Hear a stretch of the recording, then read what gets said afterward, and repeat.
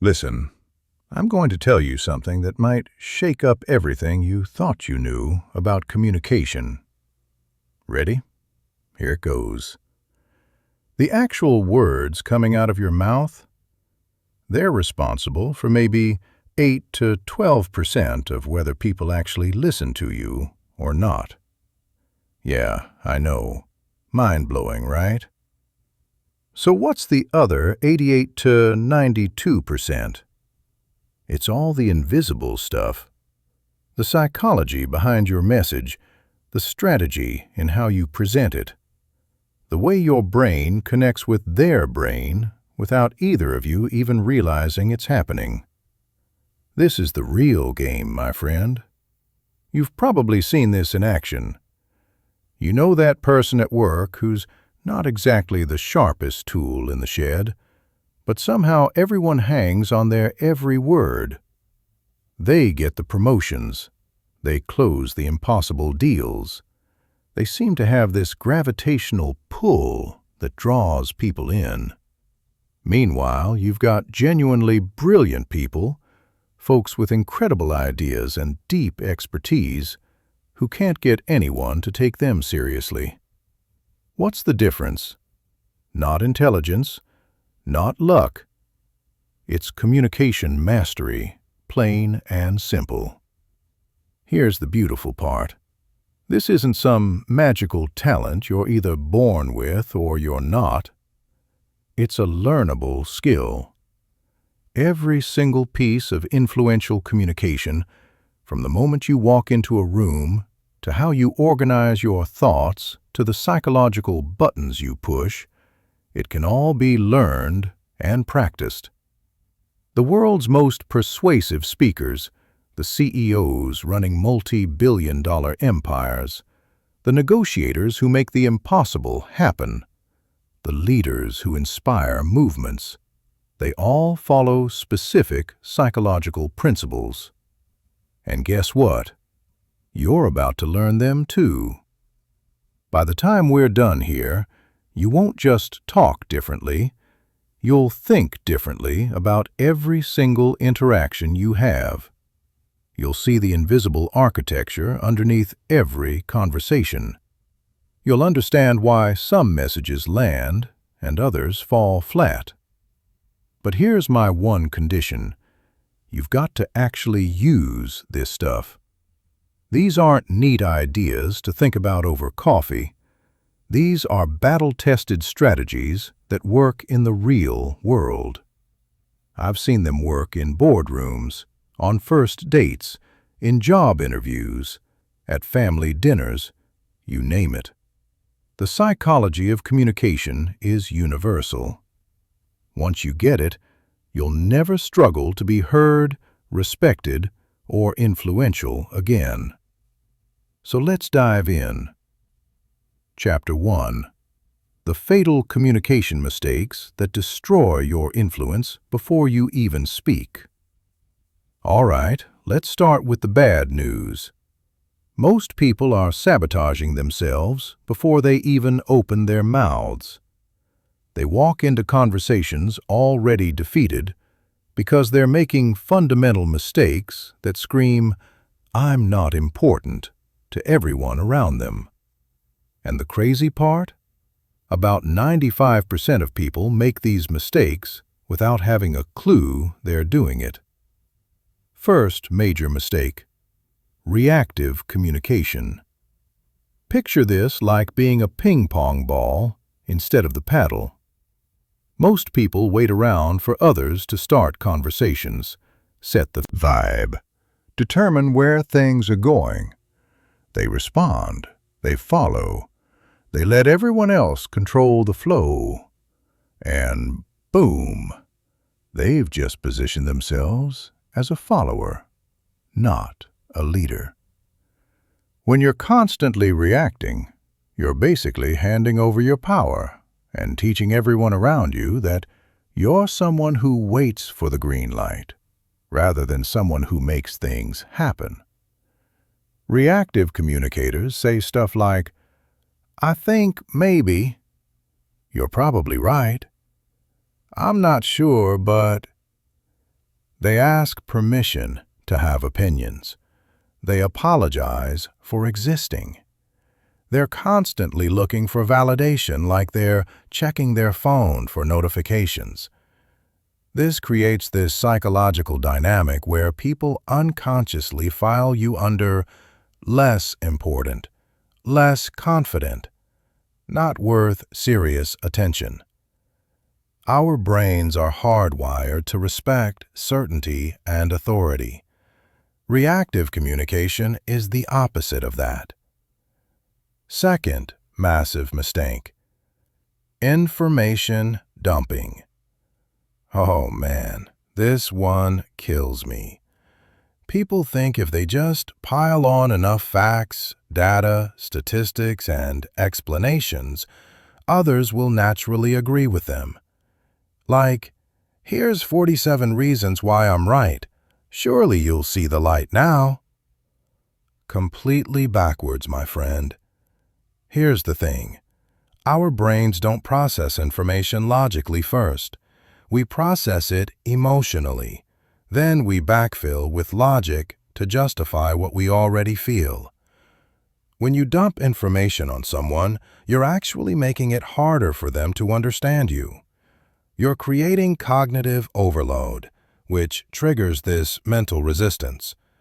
Their brain basically goes, nope, too much, shutting down. They're not disagreeing because you're wrong. They're tuning out because their brain can't handle the fire hose. Plus, information dumping signals that you don't understand who you're talking to. You don't get their needs, their priorities, their attention span. It's like trying to fill a cup by dumping a bucket of water on it. Third killer: emotional leakage. This is when your internal emotional state unconsciously seeps out through your voice, your tone, your body language, your word choices, even when you're trying to hide it. If you're nervous, anxious, insecure, or desperate, it leaks out, and people pick up on it instantly. Emotional leakage shows up in sneaky ways. Your voice goes up a bit when you're nervous. You talk faster when you're anxious. You use more and when you're uncertain. You lean in too much when you're desperate for approval. These tiny signals communicate way more than your actual words. They tell people, I'm not in control of myself. And if you can't control your own emotions, why should anyone trust you with important stuff? Fourth mistake: mirror communication. This is when you become a chameleon, unconsciously copying the communication style, energy, and opinions of whoever you're talking to. Mirror communicators think this makes them likable, but actually, it makes them forgettable and kind of untrustworthy. When you mirror others, you lose your unique voice. People sense you're not being real, and they stop taking you seriously. You're also not adding anything valuable to the conversation because you're just echoing what's already been said. Instead of being seen as agreeable, you come across as weak, wishy-washy, lacking backbone. Fifth mistake: defensive communication. This happens when you interpret normal questions or comments as personal attacks. Defensive communicators are constantly explaining themselves, justifying their actions, protecting their ego. They turn regular conversations into battles and wear everyone out with their need to be right. Defensive communication creates this negative spiral. You get defensive, so others get more aggressive, which makes you even more defensive. This pattern destroys relationships, erodes trust, and makes people avoid talking to you altogether. It also broadcasts that you're insecure about your abilities, which undermines everything you're trying to build. Sixth mistake: Approval-seeking communication. This is when your main goal in every conversation is to be liked rather than to be effective or honest. Approval seekers constantly watch other people's reactions and adjust their message based on what they think others want to hear. They dodge disagreement, sacrifice their opinions, and choose harmony over truth every single time. Here's the irony. Approval seeking might seem nice, but it's actually manipulative and weak. When people sense you care more about being liked than being honest, they lose respect for you. They also stop trusting your opinions because they know you'll tell them what they want to hear, not what they need to hear. This makes you irrelevant in important conversations. Seventh mistake: unconscious communication. Most people have never actually studied how communication works. They just wing it and hope for the best. They don't understand how their tone affects perception, how their word choice creates meaning, how their body language influences outcomes. It's like trying to perform surgery without knowing anatomy.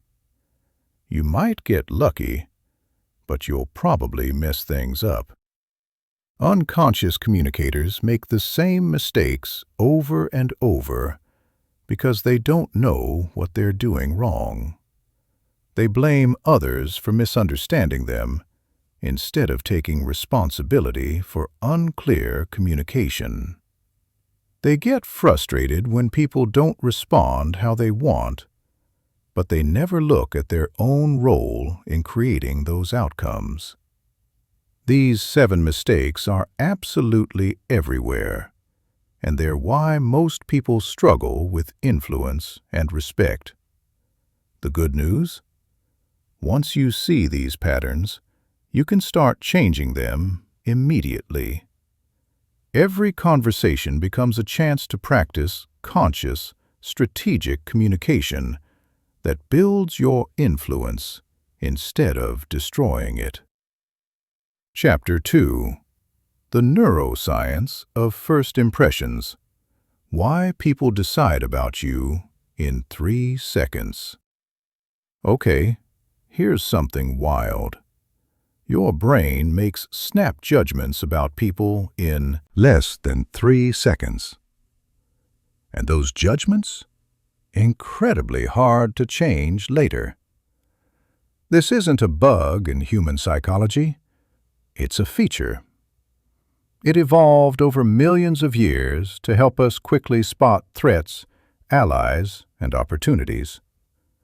Understanding how these lightning-fast impressions work gives you massive power because you can consciously influence them instead of just rolling the dice and hoping for the best. Your brain processes first impressions through multiple channels all at once. Your appearance, posture, facial expressions, voice, tone, energy level, opening words, all processed instantly and unconsciously. Within 3 seconds, people have already decided if you're competent, confident, trustworthy, high status, or low status. These split-second decisions shape every interaction you have after that. This happens because of something called thin slice judgments. Your brain takes a tiny slice of information and uses it to make broad predictions about your character, abilities, and intentions. These predictions are surprisingly accurate for basic personality traits, but they're also heavily influenced by unconscious biases and social conditioning.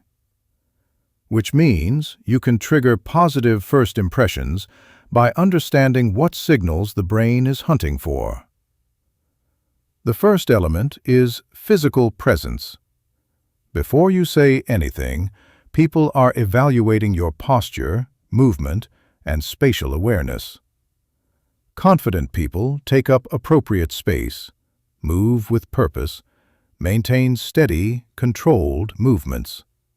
They don't fidget, rush, or make themselves smaller. Their physical presence communicates, "I belong here, and I have every right to be in this space." Physical presence starts with posture. Stand or sit with your spine straight, shoulders back, head level. This isn't about being stiff like a robot. It's about being aligned and grounded. When your posture is strong and stable, it triggers unconscious associations with competence and emotional control. When your posture is weak or collapsed, it signals insecurity and nervousness. Your movement patterns also communicate volumes. Confident people move deliberately and smoothly. They don't rush unless there's actual urgency. Their movements have purpose, direction, control. This signals that they have control over themselves and their environment. The second element is facial expression and eye contact. Your face is your most expressive asset, and people read it constantly for emotional information.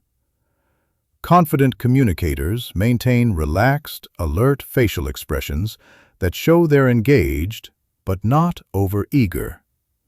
They make appropriate eye contact that shows interest without being aggressive. Eye contact patterns are particularly crucial. Strong eye contact signals confidence, honesty, engagement. But too much becomes aggressive and uncomfortable. The sweet spot is maintaining eye contact for 3 to 5 second intervals while speaking and 4 to 6 second intervals while listening. This creates connection without triggering discomfort. Your facial expressions should match your internal emotional state and your intended message. If you're nervous but trying to appear confident, the mismatch will be obvious and will undermine everything. This is why emotional regulation is so crucial. You need to genuinely feel calm and confident, not just try to fake it. The third element is vocal quality and tone. Your voice carries enormous amounts of information about your emotional state, confidence level, social status. Within seconds of hearing you speak, people make judgments about your competence and trustworthiness based purely on how you sound.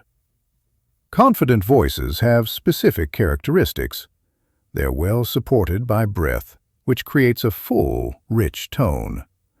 They have controlled pace, showing thoughtfulness. They have appropriate volume, demonstrating spatial awareness. They have clear articulation, signaling education and attention to detail. They have varied intonation, keeping people engaged. Many people unconsciously sabotage their vocal authority by speaking too quietly, signals insecurity, speaking too quickly, signals nervousness, or using uptalk, makes statements sound like questions. These vocal patterns immediately lower your perceived status, regardless of what you're actually saying. The fourth element is opening words and energy. The first thing you say sets the tone for everything that follows. People remember it disproportionately because of the primacy effect. Confident communicators open with clear, purposeful statements that establish their authority and set the direction. Weak openings include apologizing for speaking or interrupting. They include uncertain phrases like, "I'm not sure if this is right, but," or "I hope you don't mind me saying." They include excessive small talk that wastes time and dilutes your message. These patterns immediately signal that you don't value your own time or opinions, which trains others to devalue them too. Strong openings are direct, purposeful, confident. They might include a clear statement of purpose, an interesting observation that demonstrates insight, or a strategic question that engages thinking. The key is to lead the conversation from the first moment. The fifth element is emotional congruence. This means your words, emotions, and body language all align and support the same message. When there's incongruence, people unconsciously sense something's off, and they become less trusting and less engaged.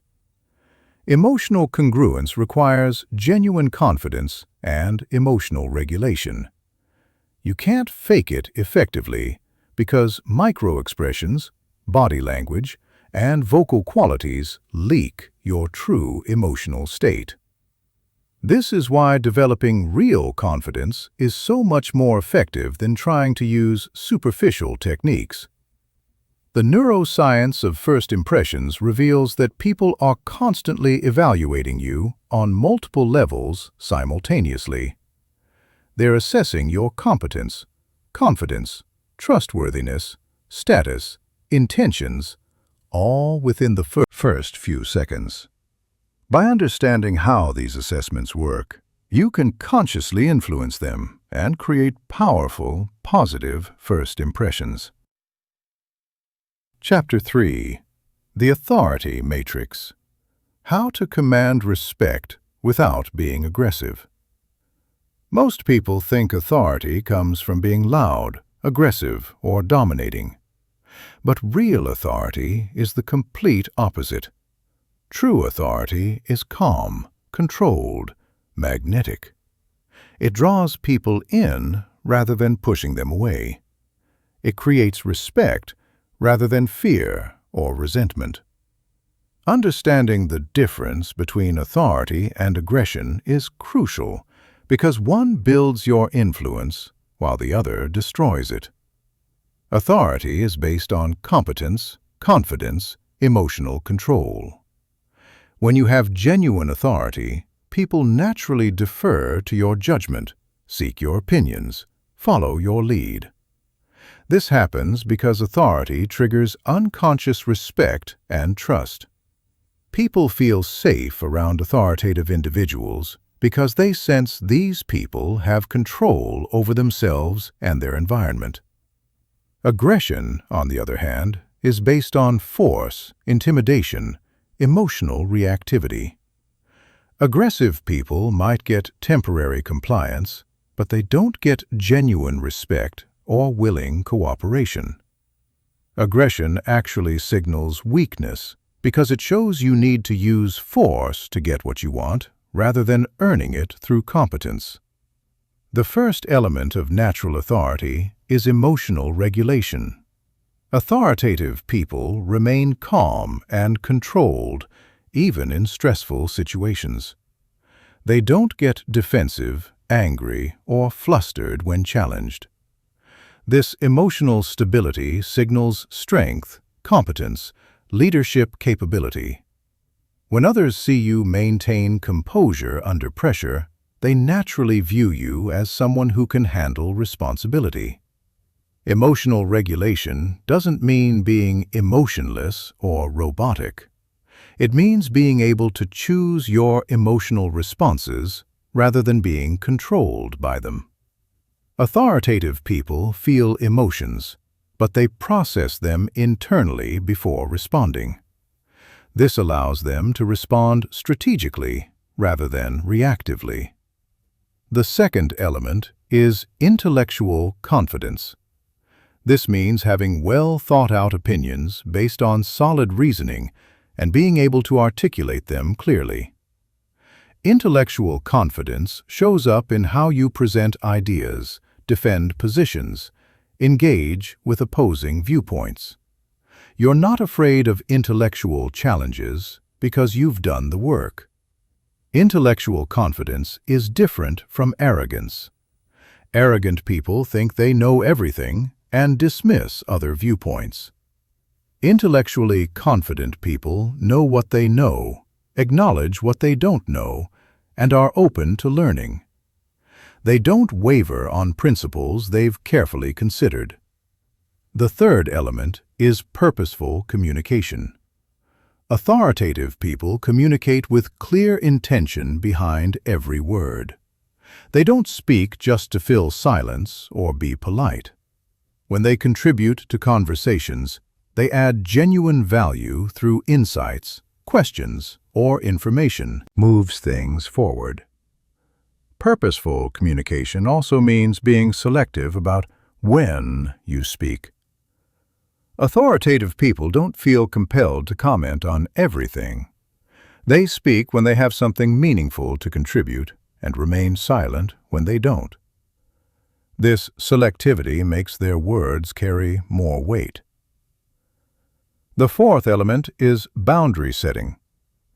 Authority requires clear boundaries about what you will and won't accept in terms of behavior and treatment. These boundaries aren't aggressive or punitive, they're simply clear statements about your standards. Setting boundaries effectively requires calm consistency. You don't need to get angry to enforce boundaries. You just need to be clear about consequences and follow through consistently. When someone crosses a boundary, you address it directly and matter-of-factly without drama. This shows you take yourself seriously. The fifth element is competence demonstration. Real authority is ultimately based on proven ability to get results. People respect you when they see evidence that you know what you're doing and can deliver. This competence can be demonstrated through past achievements, current performance, or clear expertise. Competence demonstration isn't about bragging. It's about quietly and consistently proving your value through your actions. When people see you consistently deliver high-quality work, meet deadlines, solve problems, they naturally begin to defer to your judgment. The sixth element is strategic vulnerability. This might seem counterintuitive, but showing appropriate vulnerability actually strengthens authority. Strategic vulnerability means being honest about limitations, acknowledging mistakes, asking for help when needed. This shows confidence and emotional maturity. The key is that the vulnerability must be strategic. Sharing every insecurity undermines authority. But acknowledging specific limitations while taking responsibility actually increases trust and respect. It shows you're honest, self-aware, focused on results rather than protecting your ego. The seventh element is social calibration. Authoritative people understand social dynamics and adjust their communication style to fit the situation without compromising core principles. They know when to be formal or casual, direct or diplomatic, lead or support. Social calibration requires observing and understanding the unspoken rules of different environments. What works in one context might not work in another. Authoritative people navigate these differences skillfully while maintaining their authentic personality. Authority is not about dominating others, it's about earning respect through competence, character, and emotional maturity. When you develop genuine authority, people naturally want to follow your lead, seek your advice, respect your decisions. This creates influence that lasts. Chapter 4. The Persuasion Operating System. How to change minds without manipulation. Let me clear something up right away. Persuasion and manipulation are not the same thing. Manipulation is when you trick or pressure people into doing something that benefits you but hurts them. Persuasion is when you help people make decisions that genuinely serve their interests while also achieving your legitimate goals. Understanding this difference is everything, because ethical persuasion builds lasting relationships, while manipulation destroys trust and eventually backfires. The foundation of ethical persuasion is understanding how people actually make decisions. Most folks think decision-making is this logical, rational process. But neuroscience shows us it's primarily emotional. People make decisions based on feelings first. Then they use logic to justify those decisions to themselves and others. This means effective persuasion must connect with emotions first, then provide logical support for the emotional decision. This doesn't mean manipulating emotions or creating false feelings. It means understanding what people genuinely care about and helping them see how your proposal connects to their real values, priorities, desires. When persuasion aligns with someone's authentic interests, it feels natural and beneficial, not pushy or manipulative. The first principle is identifying core motivations. Everyone has primary drivers that guide their decisions. These might include security, achievement, recognition, autonomy, connection, growth, contribution. Before attempting to persuade someone, you need to understand what really motivates them, not what you think should motivate them. You can identify motivations through careful observation and strategic questions. What topics make them light up? What concerns keep them awake? What achievements are they most proud of? What fears do they try to avoid? What values do they consistently defend? Understanding these deeper motivations allows you to frame proposals in ways that genuinely resonate. The second principle is establishing genuine rapport and trust. People are only persuaded by people they like, trust, and respect. This rapport can't be faked through superficial techniques. Real rapport comes from authentic interest in the other person, demonstrated competence, and consistent reliability. Building rapport requires shifting your focus from what you want to get to what you can give. When you genuinely care about helping someone solve their problems or achieve their goals, they sense this authenticity and become more open to your influence. This doesn't mean being selfless. It means finding genuine alignment between your interests and theirs. The third principle is strategic storytelling. Facts tell, but stories sell. Stories engage emotions, create vivid mental pictures, make abstract concepts concrete and memorable. Instead of presenting dry information, you embed your key points in compelling narratives that help people visualize and feel the benefits. Effective persuasion stories have specific elements. They feature relatable characters facing similar challenges to your audience. They include specific sensory details that make the story vivid. They show clear cause and effect relationships. They end with results your audience wants to achieve, and they position your proposal as the key factor that enabled the positive outcome. The fourth principle is addressing resistance proactively. Every person has reasons for potentially saying no, and ignoring these concerns doesn't make them disappear. Skilled persuaders identify likely objections and address them before they're raised. This shows you understand their perspective and have thoughtfully considered their concerns.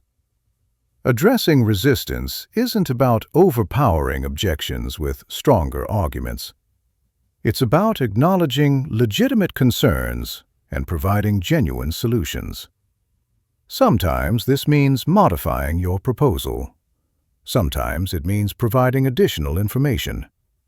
Sometimes it means accepting that your proposal isn't right for them at this time. The fifth principle is creating urgency without pressure. People postpone decisions when there's no compelling reason to act now. Effective persuasion includes legitimate reasons why acting sooner is better than acting later. This might include limited availability, time-sensitive opportunities, or increasing costs over time. The key is that the urgency must be real, not artificial. Creating false deadlines backfires when people discover the deception. But highlighting genuine time-sensitive factors helps people overcome natural procrastination. You're not pressuring them. You're helping them avoid negative consequences of unnecessary delay. The sixth principle is making it easy to say yes. Even when people want to accept your proposal, they might hesitate if the process seems complicated, risky, or overwhelming. Effective persuasion removes as many barriers as possible and makes the next step clear, simple, low risk. This might involve breaking a large commitment into smaller steps, providing guarantees or trial periods, reducing upfront costs, or handling administrative details yourself. The easier you make it for people to move forward, the more likely they are to do so. The seventh principle is confirming commitment and next steps. Many persuasion attempts fail, not because people aren't convinced, but because the conversation ends without clear agreement about what happens next. Once someone agrees, you need to confirm their commitment and establish specific next steps with timelines. This confirmation serves multiple purposes. It ensures you both understand what was agreed to. It creates psychological commitment through the consistency principle. It prevents the agreement from being forgotten, and it maintains momentum by establishing immediate action steps. The persuasion operating system works because it aligns with how people naturally think, feel, and make decisions. It doesn't try to override their judgment. Instead, it helps them make good decisions by providing relevant information, addressing concerns, and making it easy to take action that serves their interests while achieving your objectives. Chapter 5. Strategic Silence. The power of what you don't say. Most people are terrified of silence in conversations. They feel this compulsion to fill every pause with words, even when they have nothing meaningful to say. This fear of silence destroys their communication power because it makes them appear nervous, anxious, lacking confidence. Learning to use silence strategically is one of the most powerful skills you can develop. Silence is not the absence of communication. It's a different form of communication. Strategic silence can convey confidence, authority, thoughtfulness, control. It can create space for others to reveal important information. It can add weight and impact to your words. It can diffuse tension and create connection. And it can give you time to think before responding instead of reacting impulsively. The first type is the confidence pause.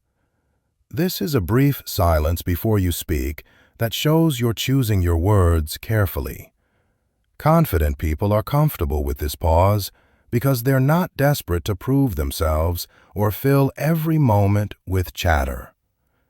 The confidence pause works because it signals thoughtfulness and intentionality. When you pause before speaking, people unconsciously assume what you're about to say is worth waiting for. This makes them pay closer attention and gives your message more impact. It also gives you time to organize your thoughts and choose the most effective way to communicate.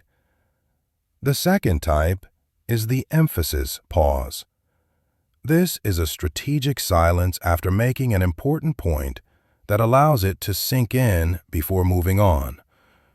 Most people rush from point to point without giving their audience time to process important information.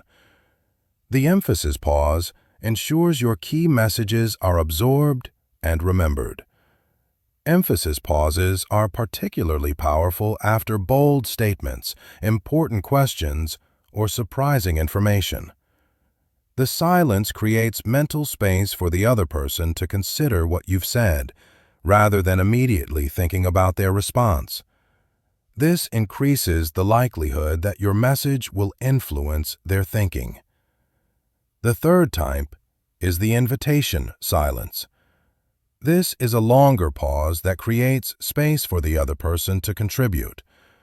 Many people monopolize conversations by talking continuously, which prevents them from learning important information about the other person's thoughts, feelings, motivations. Invitation silences work because most people feel compelled to fill conversational gaps. When you create space through silence, others will often reveal information they wouldn't share if you kept talking. This information can be invaluable for understanding perspectives, building rapport, identifying opportunities for connection.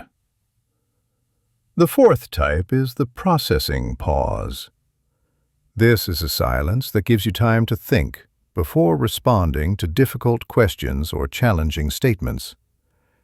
Instead of feeling pressured to respond immediately, you can take a moment to consider your options and choose the most strategic response. Processing pauses are especially important when dealing with confrontation, criticism, or high-pressure situations. The natural tendency is to defend yourself immediately, but this often leads to reactive responses that escalate conflict.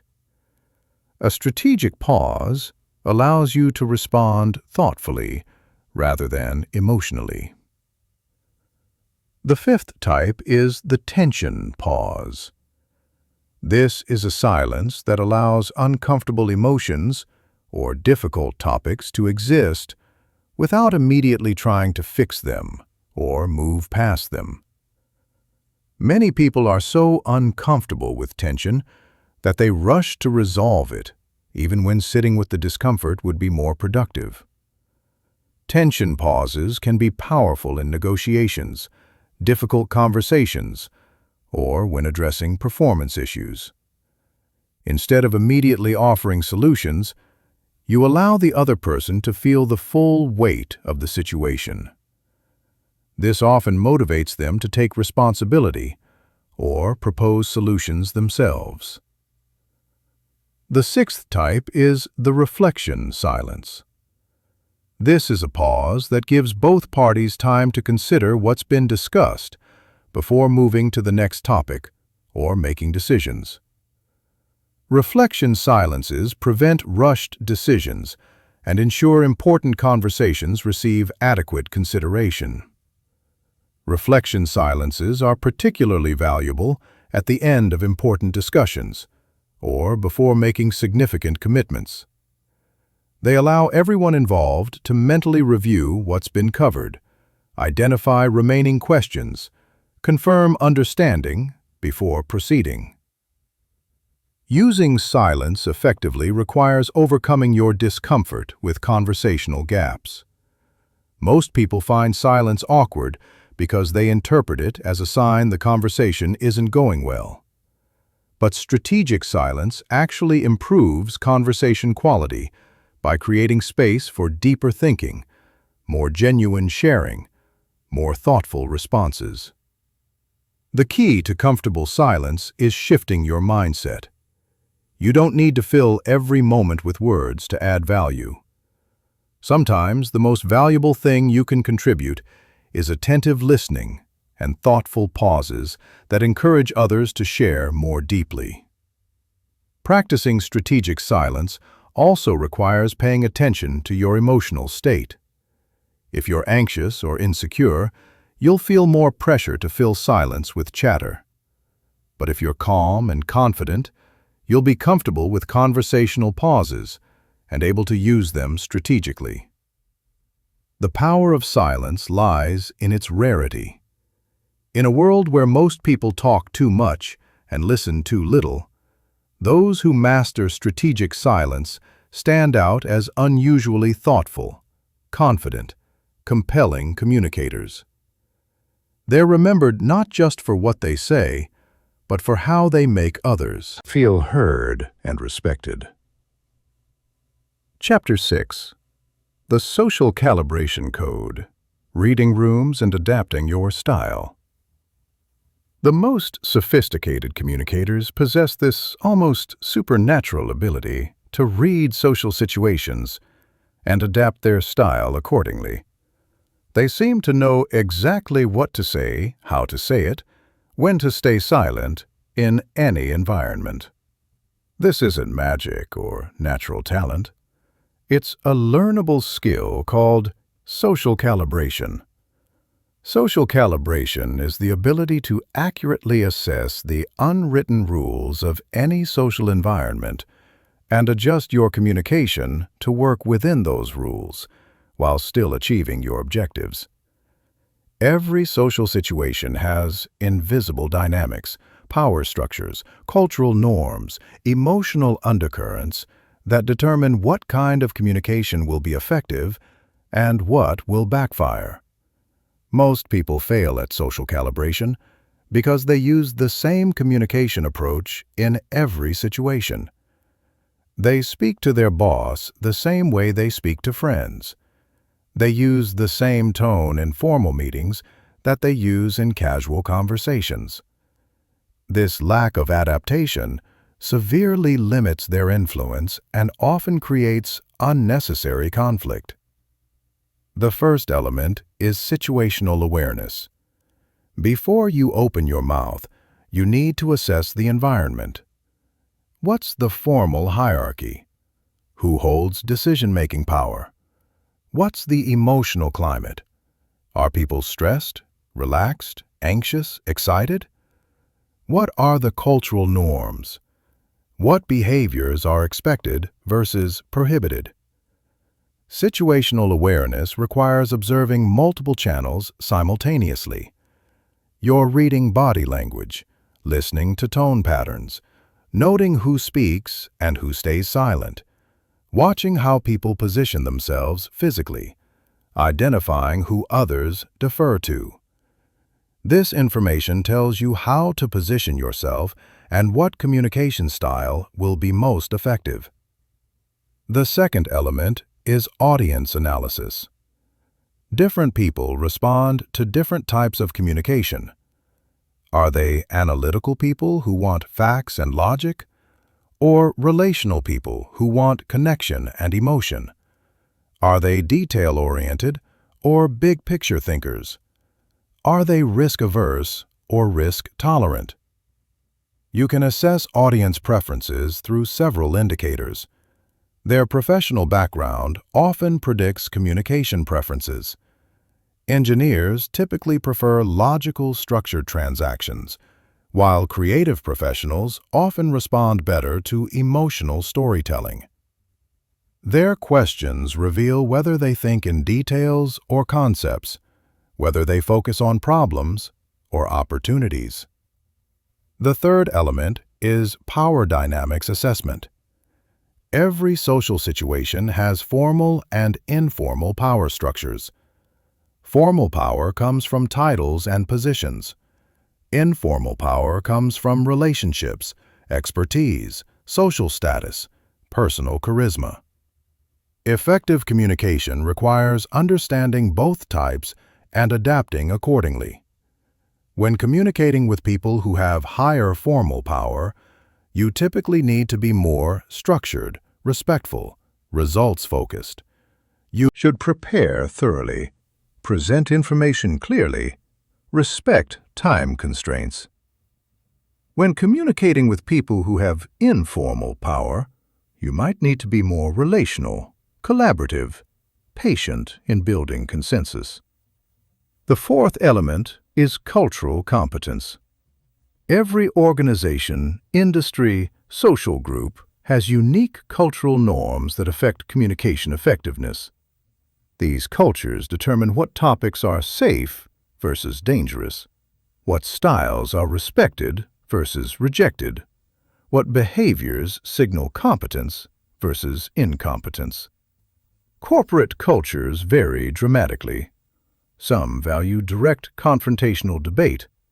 Others prioritize harmony and consensus. Some reward bold risk-taking. Others punish deviation from established procedures.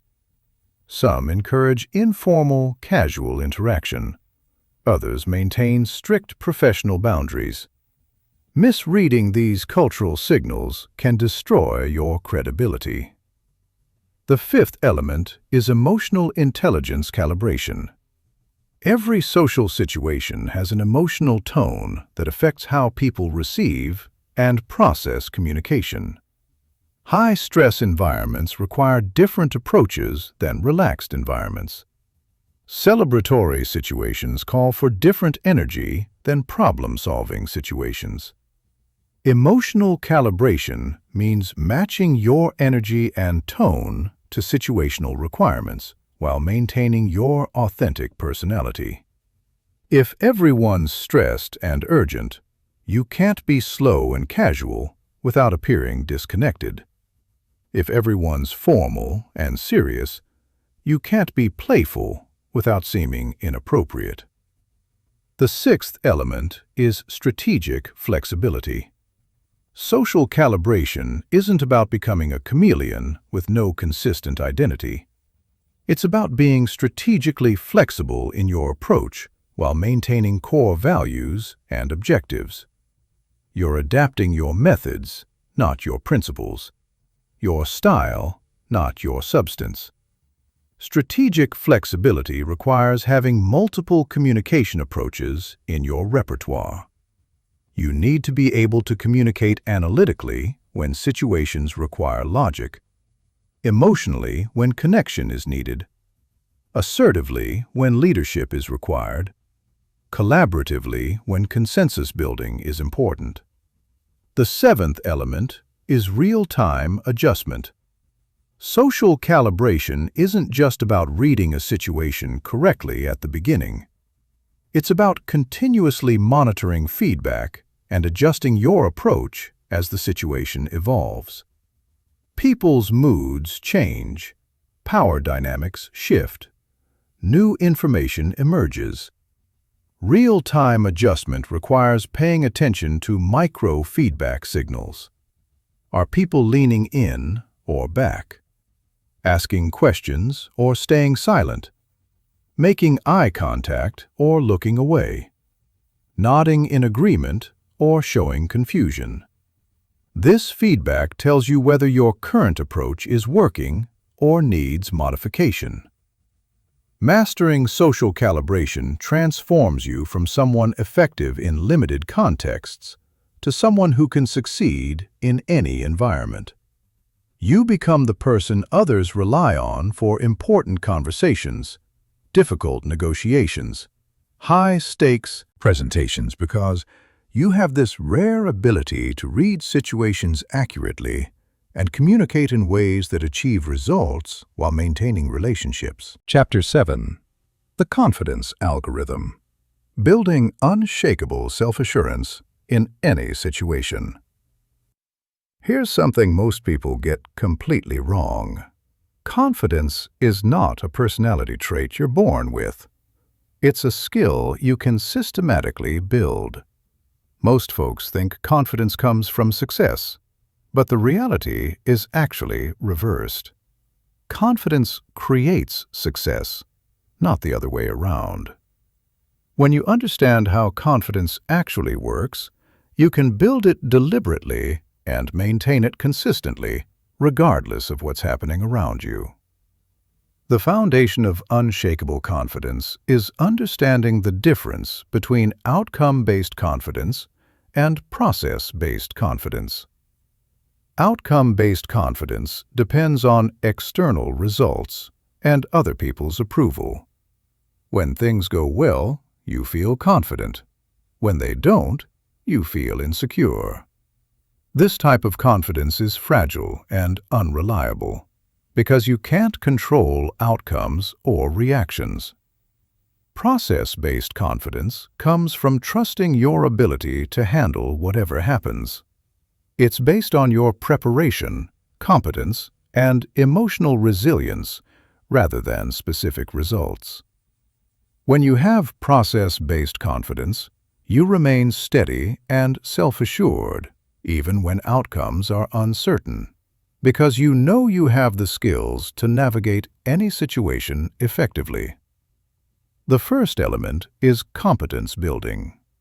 Real confidence is rooted in real ability, and you can't fake competence for very long without being exposed. This means building confidence requires continuously developing your knowledge, skills, expertise in areas that matter to your goals. Competence building isn't just about technical skills.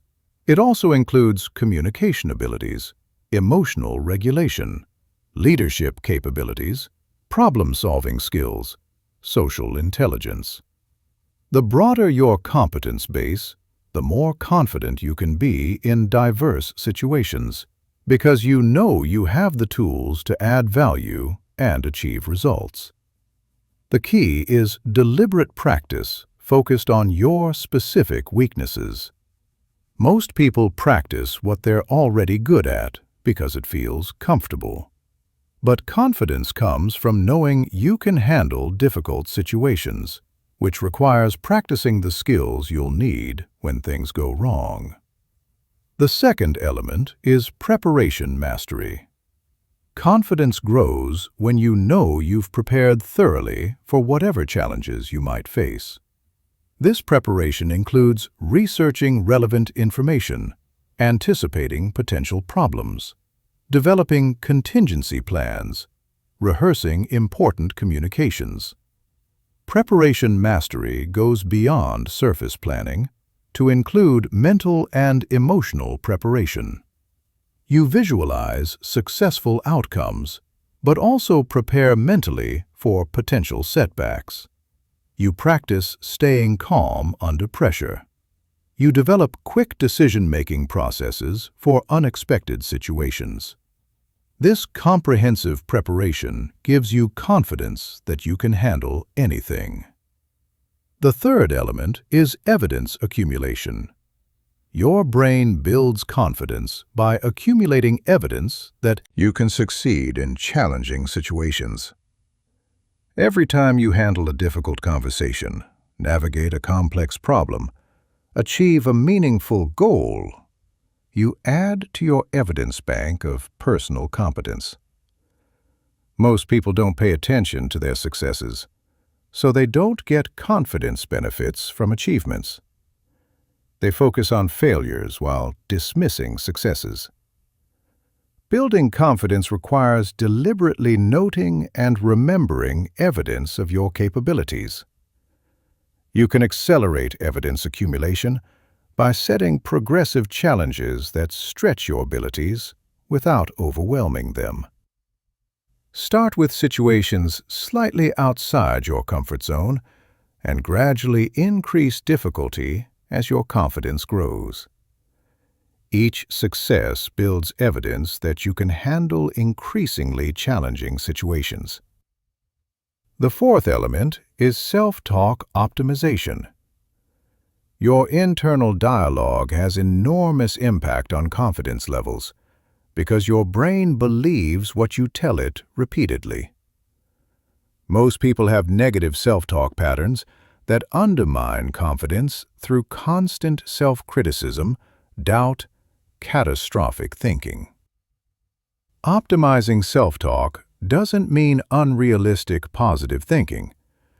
It means developing accurate, realistic self-assessment that acknowledges both strengths and areas for improvement, without being unnecessarily harsh. You speak to yourself the way you'd speak to a valued colleague: objective, supportive, constructive.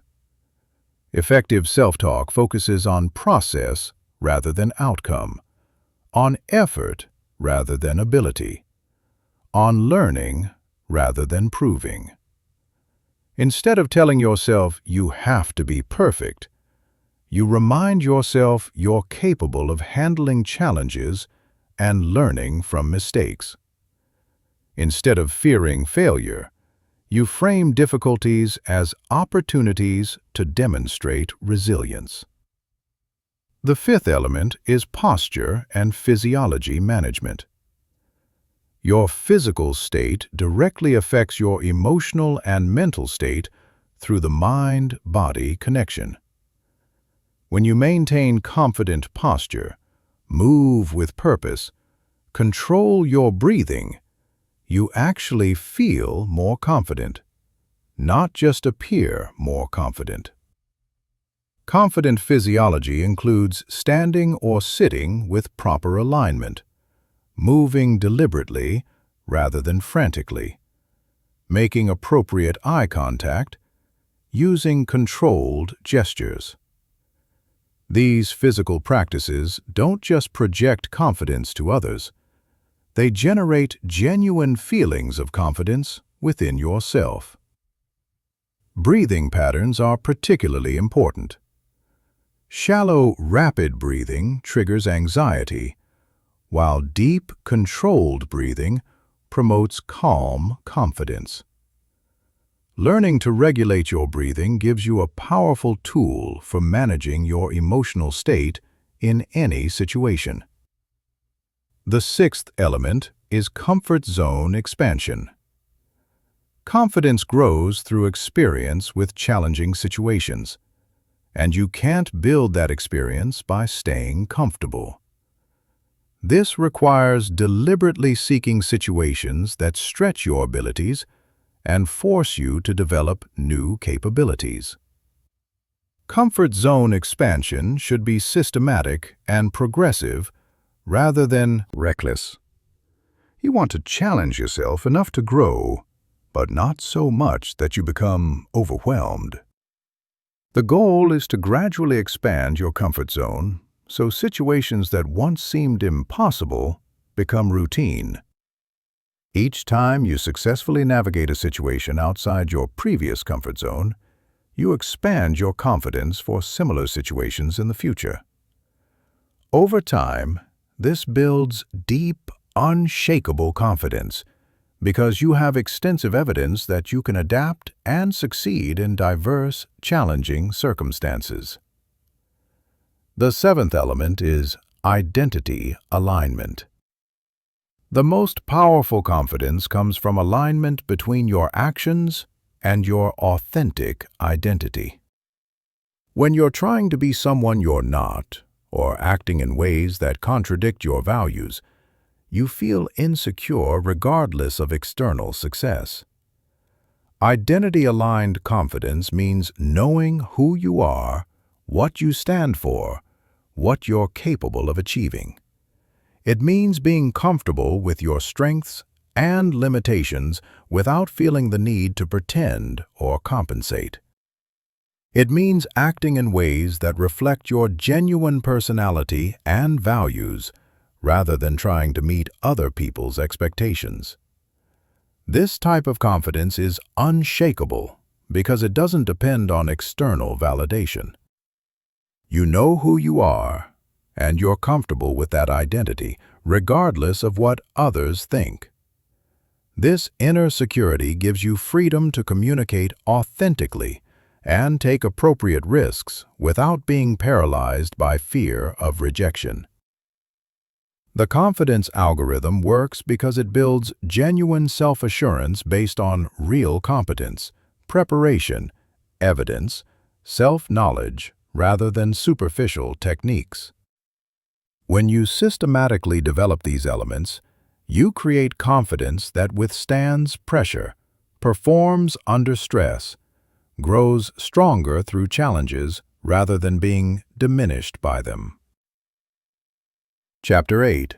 Advanced Influence Techniques: The Psychology of Getting What You Want Without Force. Influence is not about overpowering people or manipulating them into compliance. It's about understanding human psychology and creating conditions where people naturally want to cooperate with you. The most powerful influence techniques work by aligning with how people already think, feel, make decisions, rather than fighting against their natural tendencies. The foundation of ethical influence is understanding that people don't resist ideas, they create themselves. When you can guide people to discover conclusions, solutions, decisions on their own, they feel ownership and commitment rather than resentment or resistance. This requires shifting from telling people what to think to helping them think more effectively about their situations and goals. The first advanced technique is assumption reframing. Most people make unconscious assumptions about what's possible, normal, appropriate in any given situation. These assumptions create invisible boundaries that limit their thinking and decision-making. By skillfully challenging or reframing these assumptions, you can expand their perception of available options. Assumption reframing works by introducing new perspectives that highlight the arbitrary nature of current limitations. You might ask questions like, what if we didn't have to follow the usual approach? Or, what would be possible if resources weren't a constraint? Or, how would this look if we were designing from scratch? These questions help people break free from limiting assumptions. The key is making it feel natural and collaborative rather than pushy. You're not attacking their current thinking. You're helping them expand it. You present alternative perspectives as interesting possibilities to explore rather than corrections to faulty reasoning. The second technique is social proof orchestration. People look to others for guidance about what to think, feel, do, especially in uncertain situations. By strategically highlighting relevant examples of others who have made similar decisions, you can influence perception of what's normal, reasonable, beneficial. Social proof orchestration requires careful selection of relevant examples that match the person's situation, values, concerns. The examples should come from people they respect or identify with, and demonstrate outcomes they want to achieve. Generic testimonials can backfire by highlighting differences rather than similarities. You can also create social proof through strategic networking and relationship building. When influential people in someone's network support your position, it carries much more weight than your direct advocacy. This requires building genuine relationships with key influencers and helping them understand how your proposals benefit their interests. The third technique is cognitive reframing. This involves helping people interpret situations, events, information in ways that support better decision-making. The same facts can be perceived very differently depending on how they're framed. Skilled influence practitioners help people see situations in ways that reveal opportunities rather than just obstacles. Cognitive reframing works by shifting focus from problems to solutions, from costs to benefits, from risks to potential rewards, from what's missing to what's possible. You're not changing the facts. you're helping people interpret those facts in more productive ways that enable action rather than paralysis. Effective cognitive reframing requires understanding the other person's current mental framework and gently guiding them toward more empowering interpretations. This means listening carefully to how they describe situations and strategically introducing alternative perspectives that open up new possibilities. The fourth technique is reciprocity activation. People feel psychologically obligated to return favors and reciprocate kindness. This principle can be used ethically by providing genuine value before asking for anything in return. When you help people solve problems, achieve goals, insights, they naturally want to cooperate with your requests. Reciprocity activation works best when the value you provide is unexpected, personalized, clearly beneficial. It should feel like a genuine gift rather than an obvious manipulation tactic. The goal is creating positive feelings and goodwill that naturally lead to cooperation rather than obligation that feels manipulative. You can activate reciprocity through providing useful information, making valuable introductions, offering practical assistance, sharing relevant expertise, or simply giving genuine recognition. The key is that your giving should be authentic and focused on their needs rather than obviously designed to create obligation. The fifth technique is consistency leveraging. People have a strong psychological need to remain consistent with their previous statements, decisions, public commitments. Once someone takes a position or makes a commitment, they feel internal pressure to act in ways that support that position, even when circumstances change. Consistency leveraging involves helping people connect your proposals to commitments, values, positions they've already established. If someone has publicly committed to improving customer service, you can frame your proposal as a way to fulfill that commitment. If they've stated certain values, you can show how your request aligns with those values.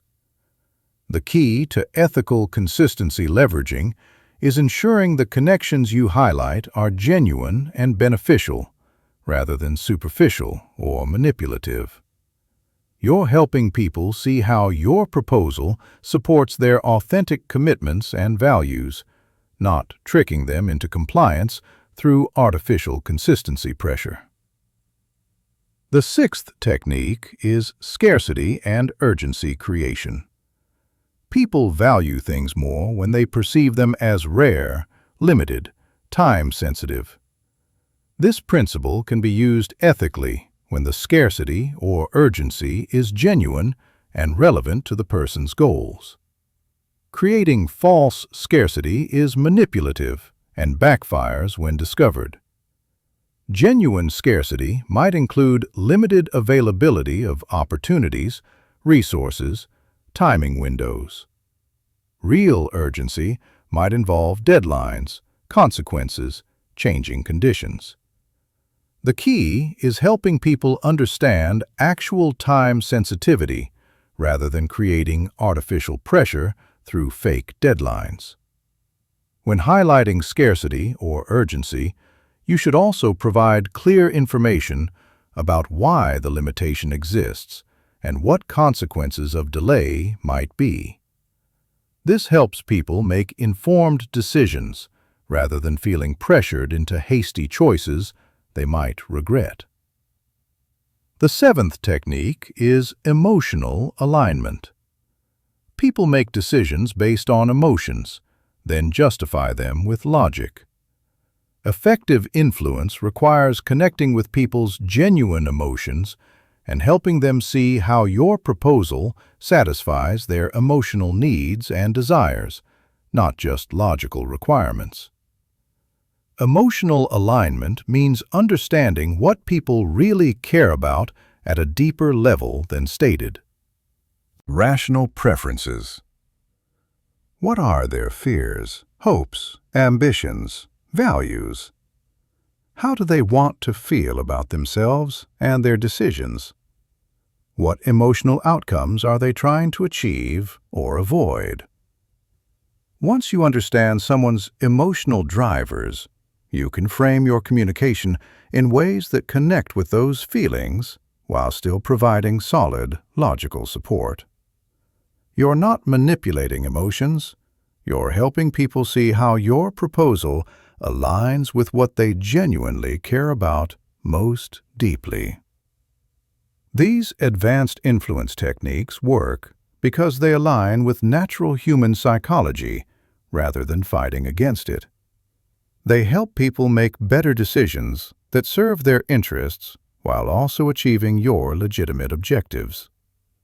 When used ethically, they create win-win outcomes that strengthen relationships and build long-term cooperation and trust. Chapter 9. Crisis Communication. How to stay powerful when everything goes wrong. Crisis situations reveal who has real communication power and who just appears confident when things are easy. When pressure mounts, emotions run high, stakes become critical, most people's communication skills completely collapse. They become reactive, defensive, scattered, paralyzed. But masters of crisis communication actually become more powerful during difficult times because they know how to maintain composure, clarity, leadership when others lose control. Crisis communication is not about having all the answers or preventing all problems. It's about maintaining your effectiveness and influence when facing unexpected challenges, uncertainty, high-stakes pressure. The people who master this become the ones others turn to when things go wrong, which creates enormous opportunities for leadership and advancement. The first principle is emotional regulation under pressure. When crisis hits, your first responsibility is managing your own emotional state, because your emotions will either stabilize or destabilize everyone around you. People look to leaders for emotional cues about how serious the situation is and how they should respond. Emotional regulation doesn't mean suppressing emotions or pretending everything's fine. It means processing emotions internally before they leak out in destructive ways. You feel the stress, anxiety, urgency, but you don't let those feelings control your communication or decision-making. This emotional control gives others confidence that you can handle the situation effectively. Techniques for crisis emotional regulation include controlled breathing to maintain physiological calm, strategic pausing before responding to avoid reactive statements, grounding yourself in facts rather than fears, focusing on solutions rather than dwelling on problems. These practices help you maintain the clear thinking necessary for effective crisis leadership. The second principle is information management and transparency. During crisis, people are hungry for information, and they'll create their own explanations if you don't provide clear, accurate updates. This rumor generation often makes situations worse than they actually are, so proactive communication is essential. Effective crisis information management means providing regular updates even when you don't have complete information. You communicate what you know, what you don't know, what you're doing to find out more, when you expect additional information. This transparency builds trust and prevents the information vacuum that leads to speculation and panic. You should also acknowledge the seriousness of situations without being alarmist. People need to understand you're taking things seriously and responding appropriately. But they also need confidence the situation is manageable. This balance requires careful word choice and tone management. The third principle is solution-focused communication. Crisis situations naturally generate problem-focused thinking, where people become absorbed in analyzing what went wrong, who's to blame, how bad things might get. While some problem analysis is necessary, effective crisis communication quickly shifts focus to solution development and action planning. Solution-focused communication means acknowledging problems without dwelling on them, redirecting energy toward constructive action, maintaining optimism about finding workable solutions. You ask questions like, what can we do now to improve this? What resources do we have? What would success look like given current constraints? This approach doesn't mean ignoring real problems or being unrealistically positive. It means channeling mental and emotional energy toward productive problem-solving, rather than getting stuck in circular problem analysis that doesn't improve outcomes. The fourth principle is stakeholder-specific messaging. Different groups affected by crisis have different concerns, information needs, decision-making authority. Effective crisis communication involves tailoring your message content, timing, delivery method to each stakeholder group's specific situation. Internal team members need detailed information about immediate action steps, role clarifications, resource availability. Senior leadership needs strategic perspective, impact assessment, recommendation options. External partners need relevant updates without confidential details. Customers need reassurance about how the situation affects them and what you're doing to protect their interests. The fifth principle is decisive leadership communication. Crises require decisions to be made quickly, with incomplete information under time pressure. Effective crisis communicators can gather input quickly, synthesize information efficiently, communicate decisions clearly, even when they're not completely certain about all implications. Decisive leadership communication involves stating decisions clearly, explaining reasoning behind them, assigning specific responsibilities with deadlines, establishing follow-up processes, monitoring results. You don't wait for perfect information, because delay often makes problems worse. The key is balancing speed with thoughtfulness. You move quickly enough to address urgent needs, but thoughtfully enough to avoid creating bigger problems through hasty decisions.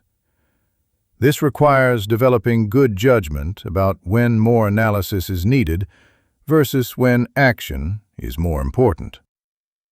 The sixth principle is reputation protection and recovery. How you communicate during crisis significantly impacts your long-term reputation and relationships. People remember how you handled pressure more than they remember the specific problems you faced. This makes crisis communication an opportunity to demonstrate character, competence, leadership. Reputation protection involves taking appropriate responsibility without unnecessary self-blame, maintaining professional standards even under pressure, following through on commitments made during crisis periods. You don't promise things you can't deliver, but you do everything possible to fulfill the commitments you make.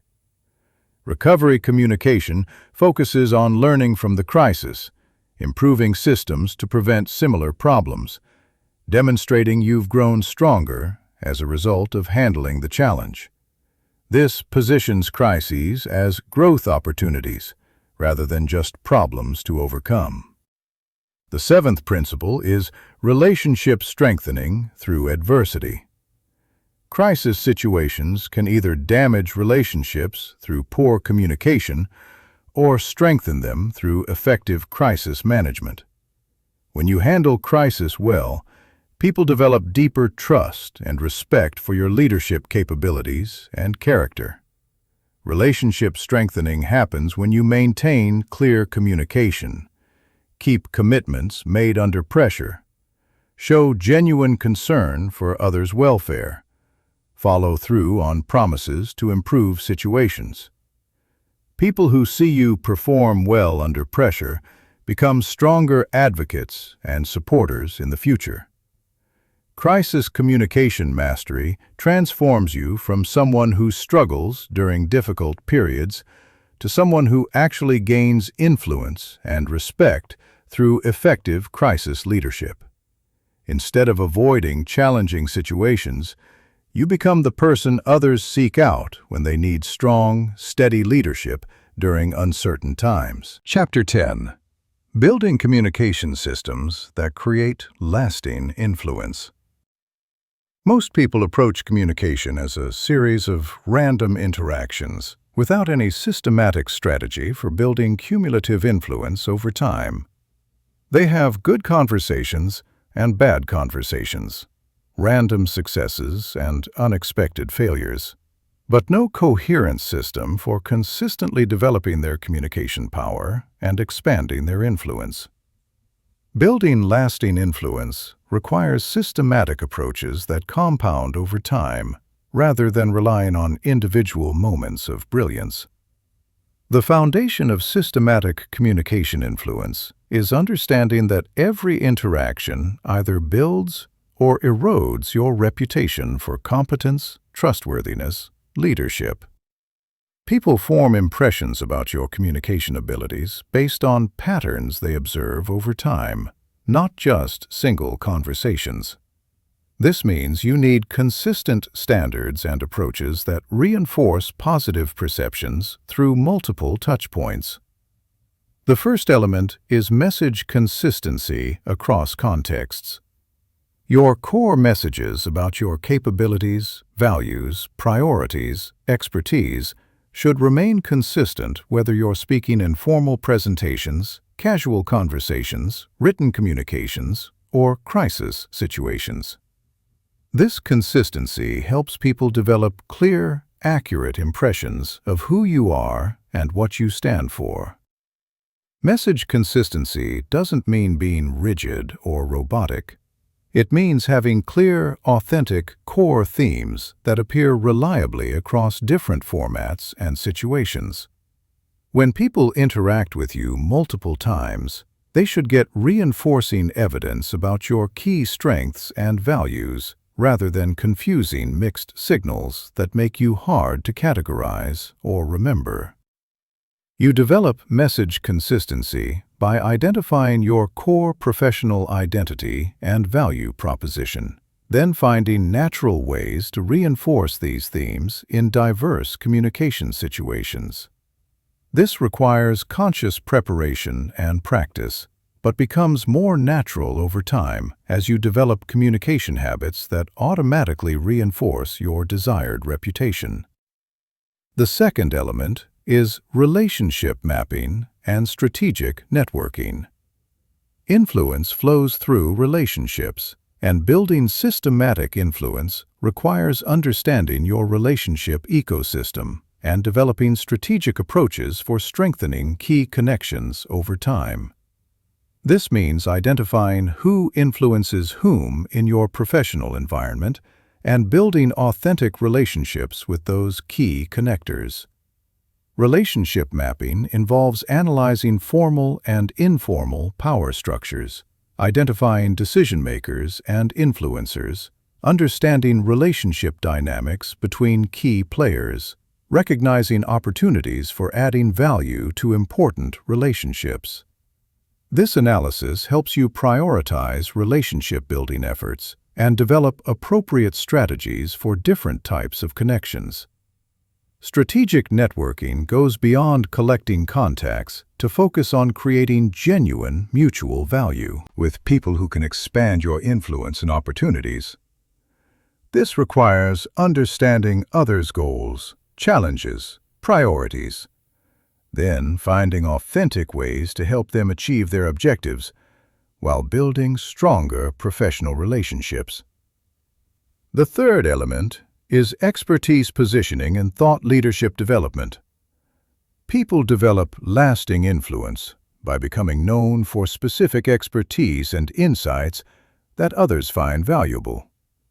This requires consistently developing your knowledge and capabilities in chosen areas, then systematically sharing those insights through multiple communication channels. Expertise positioning involves identifying areas where you can develop distinctive competence, then consistently communicating insights and perspectives that demonstrate that expertise. This might include industry knowledge, technical skills, problem-solving approaches, leadership philosophies, or relationship-building capabilities that others recognize as valuable. Thought leadership development requires regularly creating and sharing content that showcases your expertise and provides value to others. This might include presentations, articles, social media posts, internal reports, strategic recommendations, or informal mentoring that helps others learn from your knowledge and experience. The fourth element is feedback systems and continuous improvement. Systematic influence building requires regular feedback about your communication effectiveness and consistent efforts to improve your skills and approaches. Most people receive very little direct feedback about their communication and therefore miss opportunities to enhance their influence.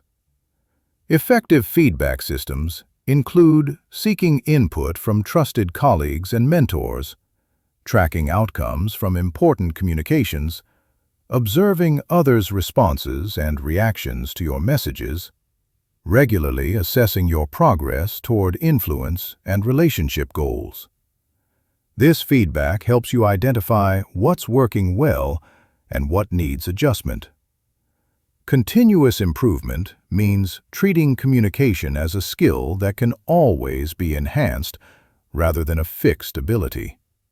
You study effective communicators, analyze successful interactions, practice new techniques, experiment with different approaches to expand your communication repertoire and effectiveness. The fifth element is platform development and visibility creation.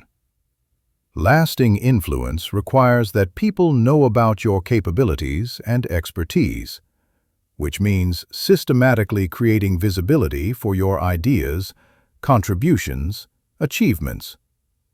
This involves identifying appropriate platforms and opportunities to showcase your communication skills and thought leadership. Platform development might include volunteering for high-visibility projects, seeking speaking opportunities, writing for company publications, participating in industry events, joining professional organizations, or taking leadership roles in important initiatives. These platforms give you opportunities to demonstrate your communication capabilities to broader audiences. Visibility creation also requires documenting and sharing your achievements and insights, rather than assuming good work will automatically be recognized. This means strategically communicating about your successes, helping others understand your contributions, creating tangible evidence of your expertise and impact. The sixth element is succession planning and mentorship systems. Lasting influence involves developing others who can extend and amplify your impact over time. By mentoring and developing other effective communicators, you create a network of people who understand and support your approaches and can advocate for your ideas even when you're not present. Mentorship systems involve identifying high-potential individuals who can benefit from your guidance, then systematically helping them develop their communication skills and advance their careers. This creates loyalty and advocacy while also establishing your reputation as someone who develops talent and builds strong teams. Succession planning means preparing others to carry forward your ideas and approaches, even if you move to different roles or organizations. This might involve training team members, documenting your methods, creating process improvements, or developing organizational capabilities that outlast your direct involvement. The seventh element is legacy building and institutional influence. The highest level of communication influence involves creating changes in how organizations or industries think and operate. This requires developing approaches that become embedded in systems, processes, cultures, rather than just influencing individual decisions or relationships. Legacy building involves identifying opportunities to improve how communication happens within your organization or industry, then developing and implementing systematic improvements that benefit multiple people over extended periods. This might include training programs, communication standards, process improvements, or cultural changes that enhance effectiveness. Institutional influence means becoming someone whose ideas and approaches shape how others think about communication, leadership, problem-solving. This level of influence requires consistent excellence over extended periods, but creates impact that continues long after individual interactions or relationships. Building communication systems that create lasting influence transforms you from someone who has occasional communication successes to someone who systematically expands their impact and reputation over time. These systems ensure your influence grows consistently rather than fluctuating randomly based on individual interactions or circumstances. Chapter 11. The Charisma Formula. Manufacturing magnetic presence on command. Let me bust a myth right now. Charisma is not some mysterious quality that some lucky people are born with and others lack forever. It's a specific combination of behaviors, attitudes, communication patterns that can be learned, developed, deployed strategically. The most charismatic people you know became that way through understanding and practicing specific techniques, not through genetic lottery.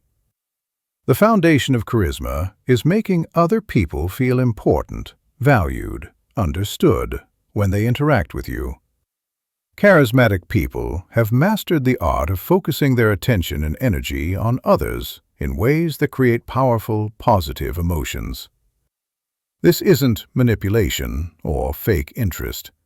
It's genuine engagement combined with specific skills that amplify the impact of that engagement. Most people think charisma is about being entertaining, charming, the center of attention.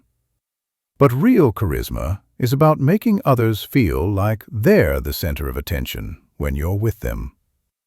Charismatic people have this rare ability to make each person they interact with feel like the most important person in the room at that moment.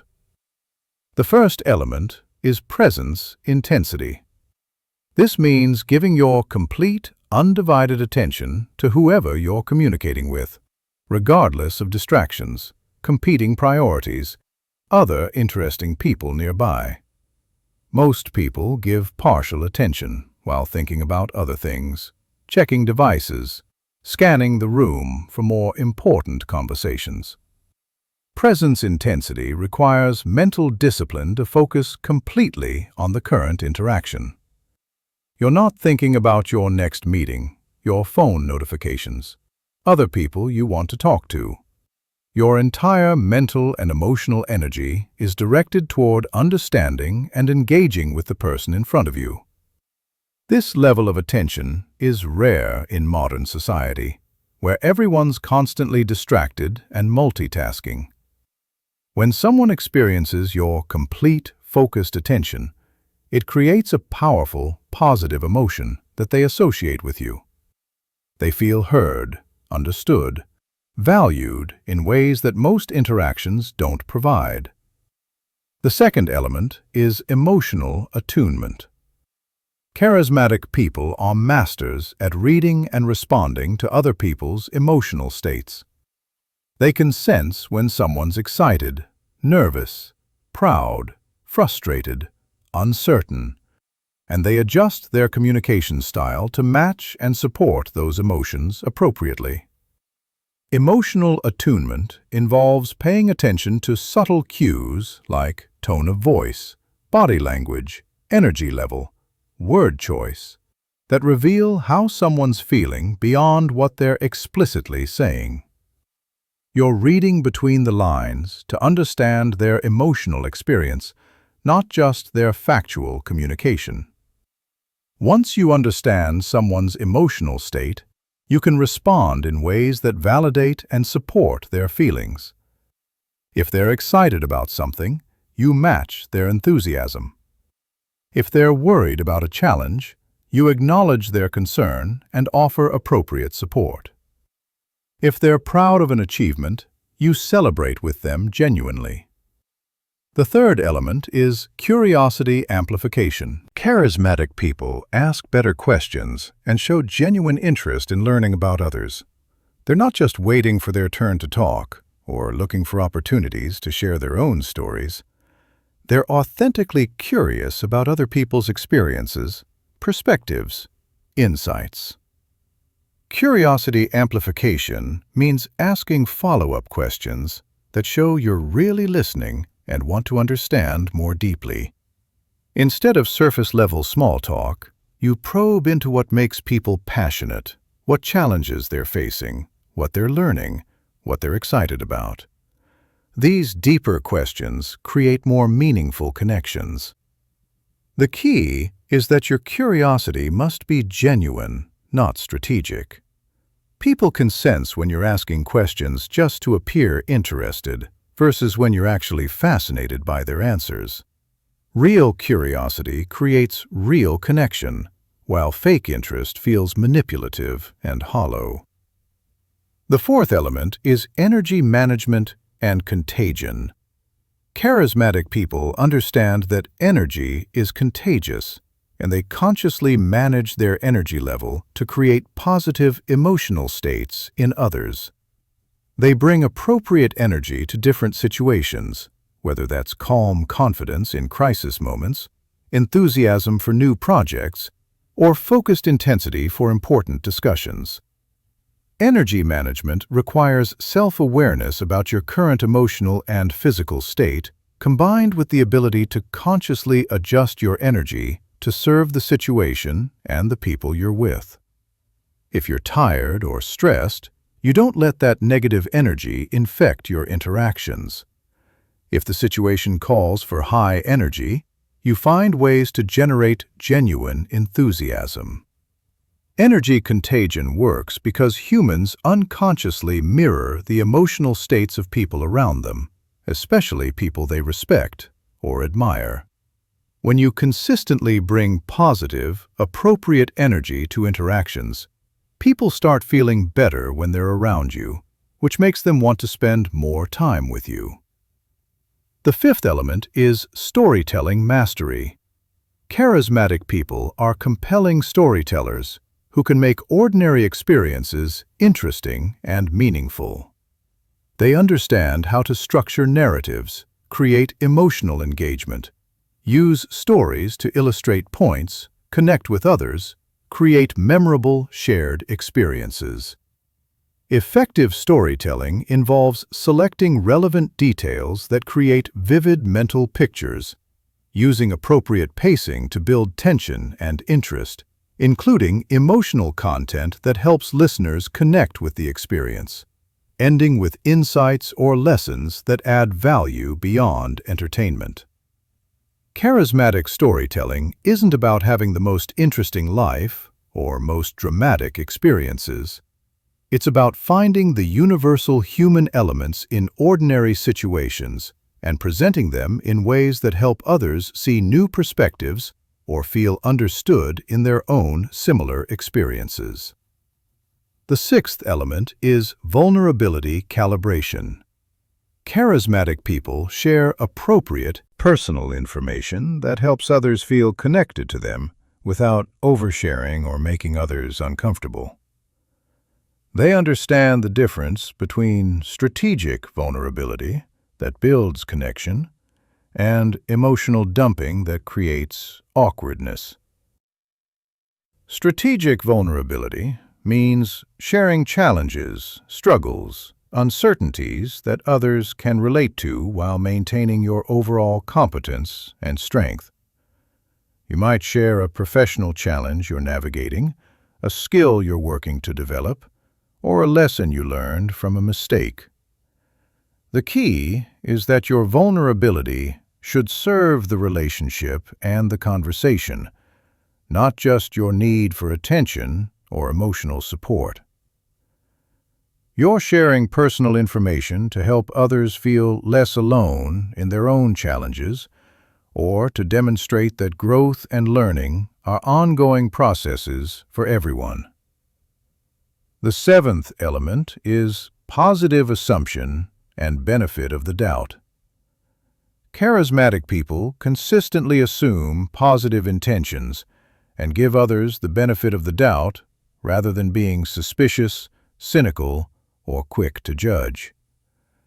This creates psychological safety that allows others to be more open, authentic, creative in their interactions. Positive assumption means interpreting ambiguous behavior in the most charitable way possible, giving people credit for good intentions even when their actions don't work out perfectly, focusing on people's strengths and potential rather than their weaknesses and limitations. This doesn't mean being naive or ignoring red flags.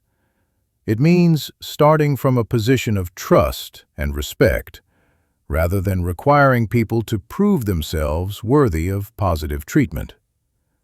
This approach brings out the best in others, because people tend to live up to the expectations others have of them. The eighth element is celebration and recognition. Charismatic people are generous with praise, recognition, celebration of others' achievements. They notice when people do good work, overcome challenges, demonstrate positive qualities, and they express genuine appreciation for those accomplishments. Effective recognition is specific, timely, focused on the impact or quality of what someone did, rather than generic praise. Instead of saying, "Good job," you explain specifically what was valuable about their contribution and why it mattered. This shows you were paying attention and genuinely value their efforts. Charismatic people also celebrate others' successes without feeling competitive or diminished. They understand that recognizing others' achievements doesn't reduce their own value, and that generous recognition actually increases their own influence and likability. The charisma formula works because it addresses fundamental human needs for attention, understanding, recognition, connection. When you consistently make others feel valued and important through your communication style, you become someone people want to be around, work with, support. This creates opportunities, influence, relationships that compound over time into genuine personal and professional power. Chapter 12. Difficult Conversations. How to navigate conflict without losing respect. Most people avoid difficult conversations until problems become crises. or they approach them so poorly that they damage relationships and make situations worse. The ability to navigate challenging discussions skillfully is one of the most valuable communication competencies you can develop because it transforms potential relationship damage into relationship strengthening and turns conflicts into collaborations. Difficult conversations are not inherently bad or destructive. They become destructive when they're handled poorly. When approached with the right mindset, preparation, techniques, challenging discussions can actually build trust, deepen relationships, create better outcomes for everyone involved. The key is learning to have these conversations in ways that preserve dignity, maintain respect, focus on solutions rather than blame. The foundation of effective difficult conversations is shifting from adversarial thinking to collaborative problem-solving. Most people approach conflict as a battle where someone wins and someone loses. But this mindset guarantees relationship damage regardless of the immediate outcome. Collaborative thinking focuses on understanding different perspectives and finding solutions that address everyone's legitimate needs. The first principle is preparation and emotional regulation. Before engaging in any challenging discussion, you need to clarify your objectives, manage your emotional state, develop a strategy for keeping the conversation productive. Most difficult conversations fail because people enter them emotionally reactive and without clear goals.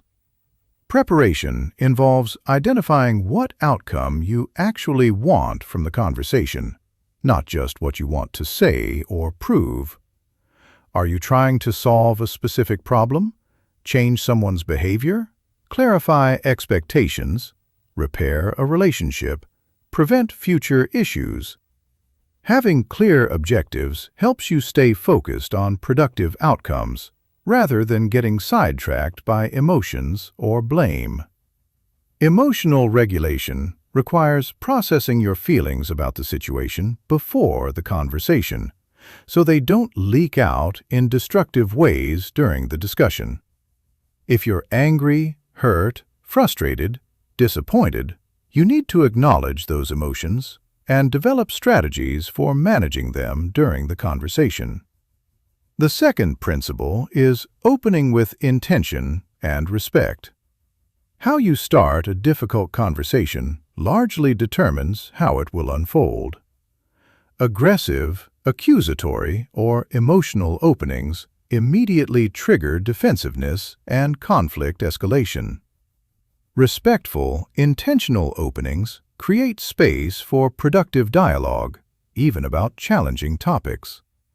Effective openings acknowledge the difficulty of the conversation, express your positive intentions, invite collaboration. You might say something like, "I'd like to discuss something that's been on my mind, and I'm hoping we can work together to find a good solution." Or, "I value our relationship and want to address an issue that's been affecting how we work together." The key is demonstrating that you see the other person as a collaborator in solving a problem, rather than as an opponent to defeat. This framing encourages cooperation rather than defensiveness, and sets the stage for productive problem-solving. The third principle is facts versus interpretations separation. Most difficult conversations get derailed because people present their interpretations, opinions, assumptions, as if they were facts. This creates unnecessary argument about subjective perspectives, rather than focusing on objective information and workable solutions. Facts are observable, verifiable information that both parties can agree on. Interpretations are your opinions, assumptions, conclusions about what those facts mean. Separating these elements allows you to discuss objective information without immediately triggering disagreement about subjective interpretations.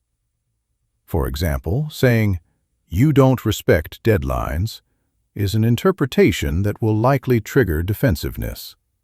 Saying, "The project was submitted 3 days after the agreed deadline," is a fact that can be discussed objectively. Once you establish the facts, you can explore different interpretations and solutions without getting stuck in argument about subjective perspectives. The fourth principle is listening for understanding, not rebuttal. Most people listen to difficult conversations primarily to find flaws in the other person's reasoning or opportunities to present their counter-arguments. This defensive listening prevents real understanding and escalates conflict because people feel unheard and dismissed. Listening for understanding means genuinely trying to comprehend the other person's perspective, concerns, needs, even when you disagree with their conclusions or approaches. You're seeking to understand their reasoning, their constraints, their desired outcomes, before focusing on your own position. This type of listening often reveals information that changes your understanding of the situation and opens up solution possibilities that weren't apparent when you were focused only on defending your own perspective. Understanding doesn't require agreement, but it creates foundation for finding mutually acceptable solutions. The fifth principle is acknowledging valid points and shared concerns. Even in conflicts, there are usually some areas of agreement or shared concern that can serve as foundation for problem solving. Acknowledging these commonalities helps de-escalate tension and creates collaborative momentum. Valid point acknowledgement means recognizing when the other person raises legitimate concerns or accurate observations, even if you disagree with their overall position or proposed solutions. This shows intellectual honesty and reduces their need to keep arguing points you've already accepted. Shared concern identification involves finding areas where you both want similar outcomes, even if you disagree about methods or priorities. You might both want project success, customer satisfaction, team harmony, or efficient processes, even while disagreeing about specific approaches. The sixth principle is solution-focused redirection. Difficult conversations can easily become stuck in problem analysis, blame assignment, emotional venting that doesn't improve anything. Effective conversation management involves acknowledging problems and emotions, but consistently redirecting energy toward solution development and action planning. Solution-focused questions include, what would need to change for this to work better? What options do we have for addressing this concern? What would success look like from both our perspectives? What specific steps could we take to improve this situation? These questions move the conversation from complaint to collaboration. The key is not to rush to solutions before problems are fully understood, but to prevent getting stuck in endless problem discussion without moving toward resolution. You want enough problem analysis to understand what needs to be solved, but not so much that the conversation becomes dominated by negativity and blame. The seventh principle is agreement documentation and follow-through. Many difficult conversations end with verbal agreements that are later forgotten, misremembered, or interpreted differently by different parties. Effective conversation closure includes confirming what was agreed to, establishing specific next steps, creating accountability for follow-through. Agreement documentation doesn't have to be formal, but it should include clear understanding of what each person committed to do, specific timelines for action, planned follow-up to assess progress. This prevents the same issues from resurfacing due to unclear or unfulfilled agreements. Follow-through is crucial because broken commitments from difficult conversations often create worse relationship damage than the original problems. When you make agreements during challenging discussions, you must prioritize fulfilling those commitments to demonstrate that the conversation led to real, positive change. Mastering difficult conversations transforms you from someone who avoids conflict until it becomes destructive to someone who can address problems early and constructively. This skill prevents small issues from becoming major crises, builds stronger relationships through effective problem-solving, establishes your reputation as someone who can handle challenging situations with grace and effectiveness. Chapter 13. Digital Communication Mastery. Influence in the Virtual World. The digital revolution has fundamentally changed how we communicate. But most people are still using old-school communication strategies in digital environments. This mismatch between traditional approaches and modern mediums severely limits their influence and effectiveness. Mastering digital communication requires understanding how virtual interactions differ from face-to-face communication and adapting your strategies accordingly. Digital communication removes many of the nonverbal cues that drive influence in person. Tone of voice, body language, facial expressions, energy levels, physical presence are either completely absent or significantly diminished in digital formats. This means you must become more skilled at creating influence through word choice, message structure, timing, strategic use of available digital tools. The absence of immediate feedback also changes digital communication dynamics. In face-to-face conversations, you can read reactions in real time and adjust your approach instantly. Digital communication often involves delayed responses, which means you must anticipate reactions and craft messages that work effectively without real-time calibration. The first principle is platform optimization.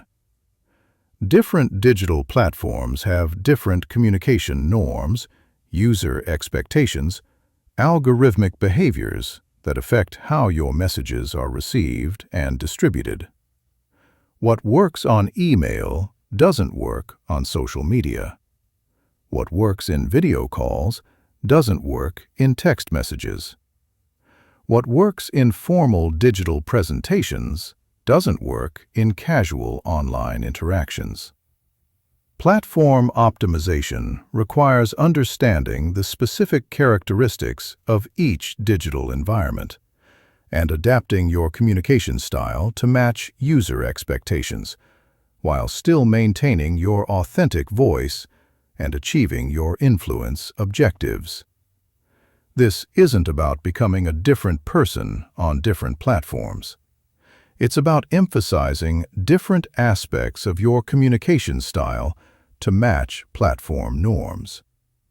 Email communication requires clear subject lines, structured content that's easy to scan, specific action requests with deadlines, appropriate formality levels based on your relationship with recipients. Social media communication requires more casual tone, visual elements that support your message, strategic use of hashtags, timing that aligns with when your audience is most active. The second principle is attention capture and retention. Digital environments are extremely competitive for attention, with people constantly bombarded by messages, notifications, competing content. Your digital communication must be designed to break through this noise and hold attention long enough to deliver your message effectively. Attention capture starts with compelling openings that immediately signal value, relevance, urgency. This might include intriguing questions, surprising statistics, relevant stories, or clear statements of benefit. You have seconds to convince someone that your message is worth their time and attention. Attention retention requires strategic formatting that makes your content easy to consume, even when people are distracted or multitasking. This includes short paragraphs, bullet points when appropriate, bold text to highlight key points, strategic white space, logical flow that allows people to follow your reasoning even when skimming. The third principle is emotional connection without physical presence. Creating emotional engagement through digital communication requires more intentional effort because you can't rely on physical charisma, vocal tone, personal presence to create connection. You must generate emotional engagement primarily through your content strategy and word choice. Emotional connection in digital formats comes from understanding and addressing your audience's concerns, aspirations, fears, desires through your messaging. You need to demonstrate that you understand their situation and genuinely care about helping them achieve their goals or solve their problems. Personal storytelling becomes even more important in digital communication because stories create emotional engagement and help people feel connected to you as a person rather than just a source of information. Strategic vulnerability and authentic sharing help humanize your digital presence and create the personal connection that builds influence. The fourth principle is credibility establishment and social proof integration. Digital environments make it easy for people to research your background, verify your claims, check your reputation before deciding whether to trust your communication. This makes credibility establishment crucial for digital influence. Digital credibility comes from consistent, high-quality content that demonstrates expertise, professional presentation that reflects attention to detail, social proof through testimonials and engagement metrics, transparent, authentic communication that builds trust over time. You can integrate social proof into digital communication through strategic sharing of testimonials, case studies, achievement metrics, endorsements from credible sources. But this social proof must feel natural and relevant rather than forced or boastful. The fifth principle is strategic timing and frequency optimization. Digital communication timing affects whether your messages are seen, read, acted upon. Different audiences have different online behavior patterns, and different platforms have optimal posting times that affect message visibility and engagement. Timing optimization requires understanding when your specific audience is most likely to be online and receptive to your type of message. This varies by industry, role, time zone, platform, but data analysis can reveal patterns that improve your communication effectiveness. Frequency optimization involves finding the right balance between staying visible and relevant without becoming annoying or overwhelming. Too little communication and people forget about you. Too much, and they start ignoring or unsubscribing from your messages. The sixth principle is multimedia integration and visual communication. Digital platforms increasingly favor visual content over text-only communication. This means developing skills in creating and using images, videos, graphics, other visual elements that support and enhance your written communication. Visual communication doesn't require professional design skills, but it does require understanding how to use visual elements strategically to support your message objectives. This might include infographics that simplify complex information, videos that demonstrate concepts, photos that create emotional connection, or charts that support data-driven arguments. The key is that visual elements should enhance rather than distract from your core message. They should serve specific communication purposes, not just make your content look more attractive. The seventh principle is engagement cultivation and community building. Digital communication is increasingly interactive, with audiences expecting opportunities to respond, comment, engage, rather than just passively consuming content.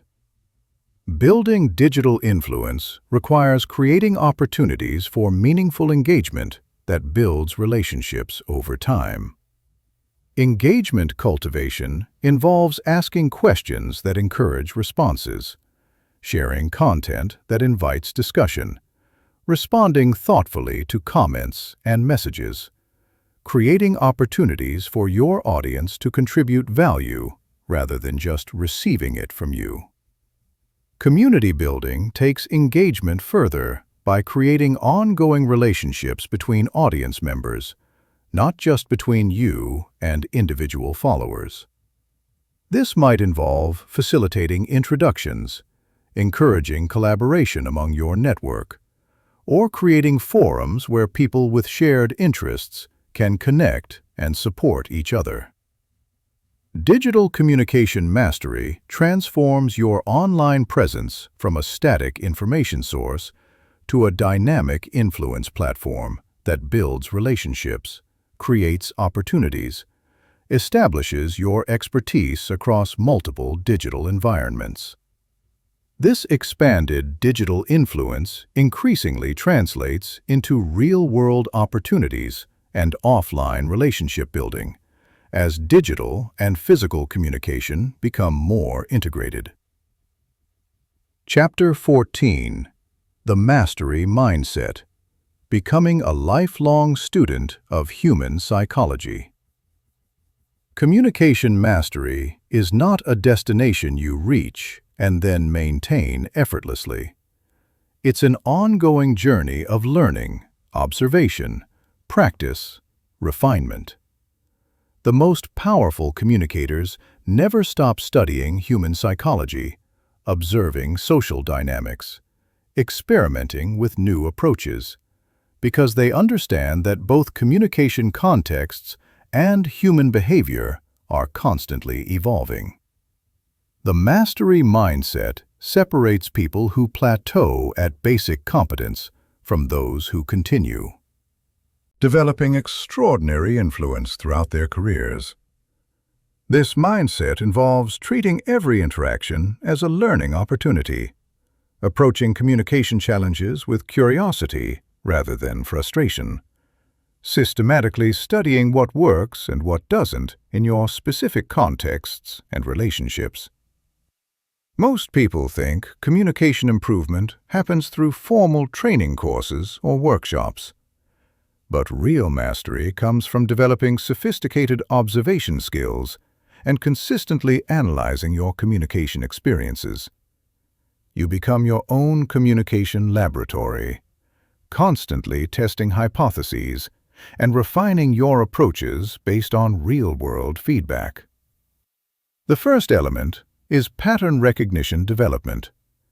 Human behavior follows predictable patterns, and master communicators become expert at recognizing these patterns quickly and adapting their approach accordingly.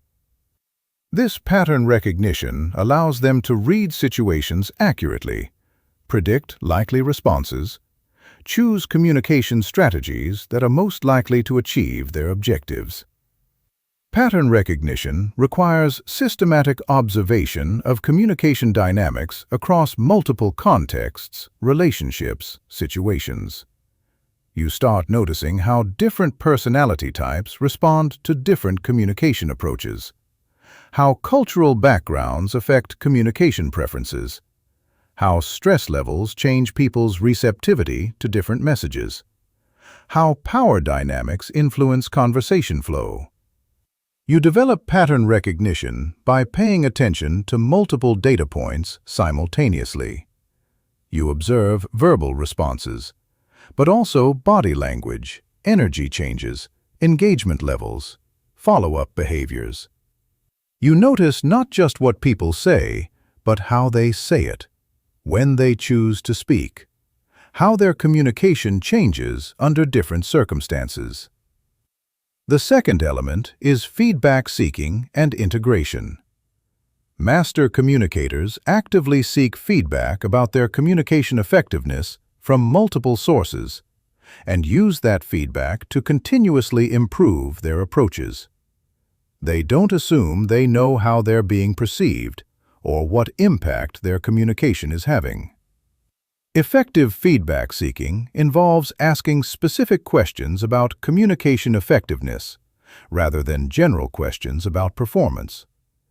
You might ask how clear your explanation was, whether your presentation style matched the audience's preferences, what questions weren't addressed, how your communication could be more helpful next time. You also develop skills in reading nonverbal feedback during conversations and adjusting your approach in real time based on subtle cues about engagement, confusion, resistance, enthusiasm.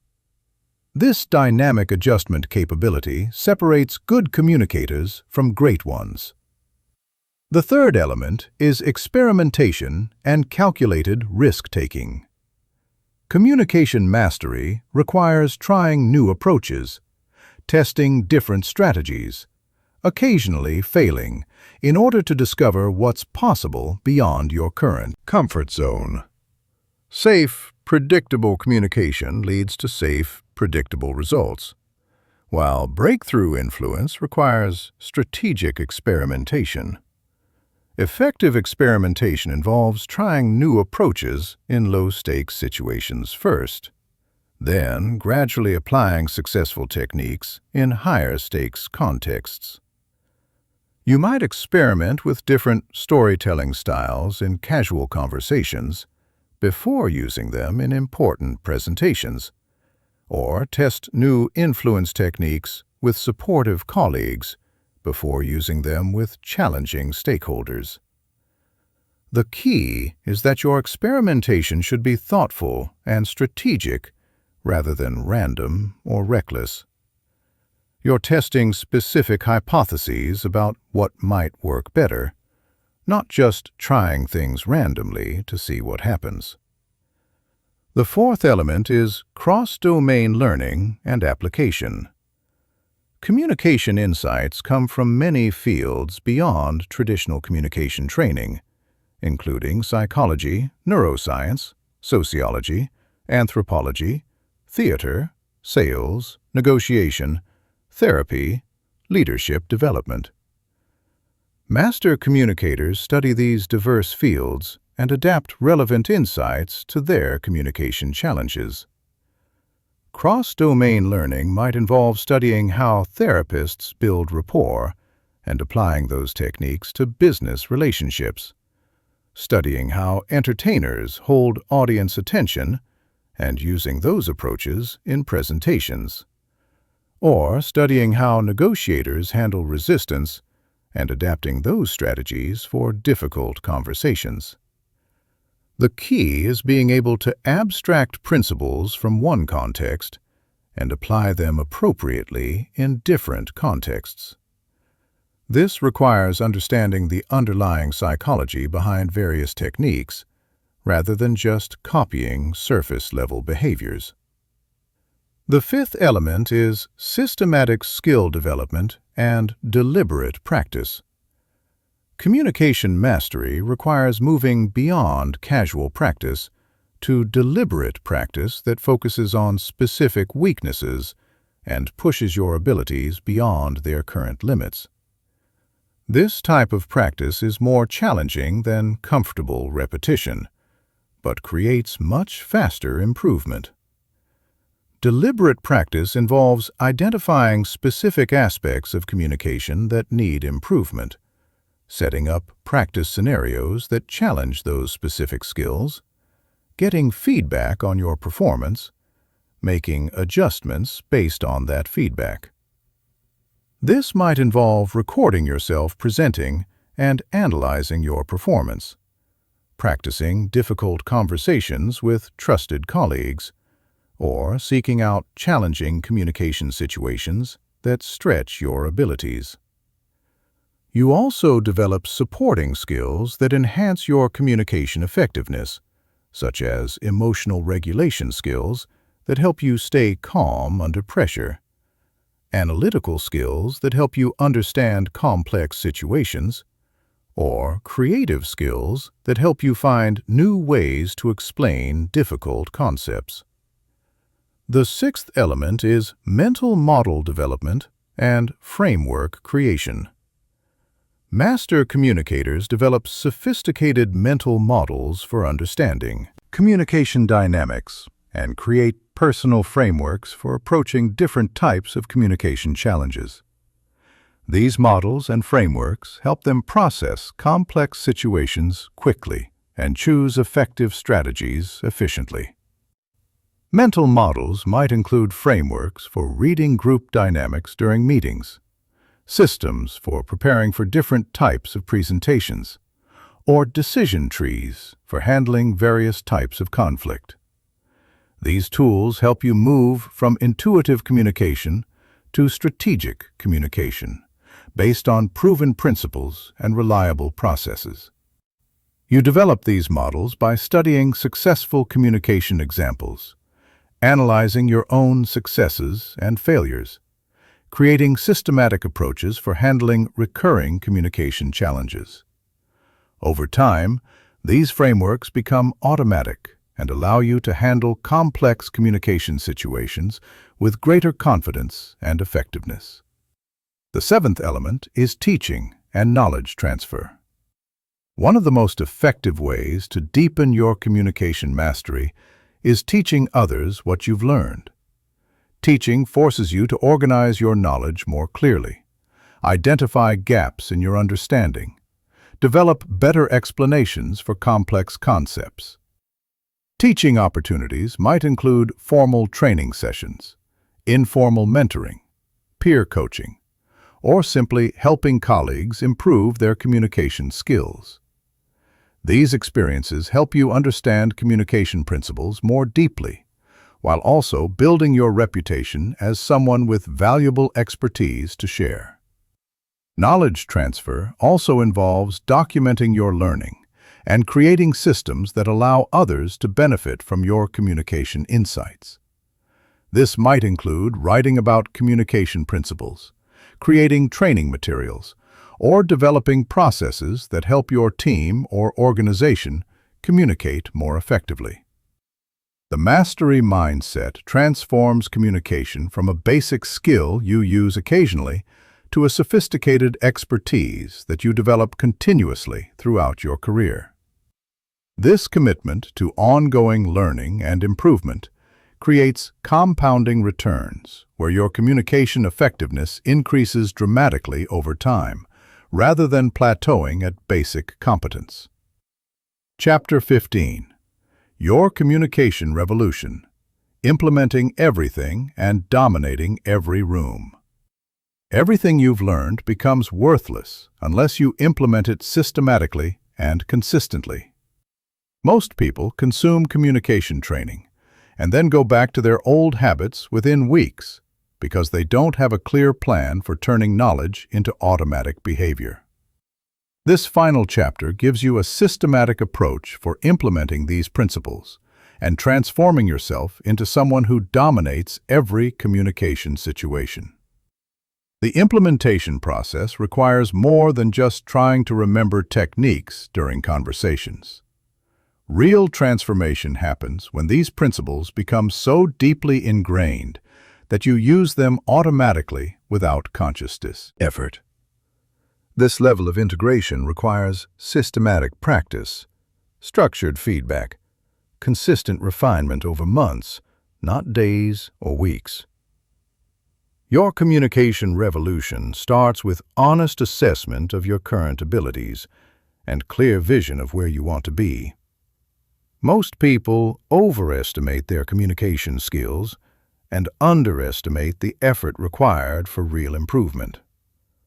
This gap between perception and reality prevents them from taking the systematic approach necessary for dramatic improvement. The first step is comprehensive skill assessment across all the areas covered. Rate yourself honestly on first impression creation, authority projection, persuasion abilities, crisis communication skills, charisma development, relationship building capabilities. Identify your strongest areas and your biggest weaknesses so you can prioritize your improvement efforts strategically. This assessment should include feedback from trusted colleagues, friends, family members who have observed your communication in different contexts. Their perspectives often reveal blind spots that you can't see yourself and help you understand how others actually perceive your communication style and effectiveness. The second step is implementation, prioritization, and sequencing. You can't improve everything simultaneously, so you need to identify which improvements will create the biggest impact on your specific goals and circumstances.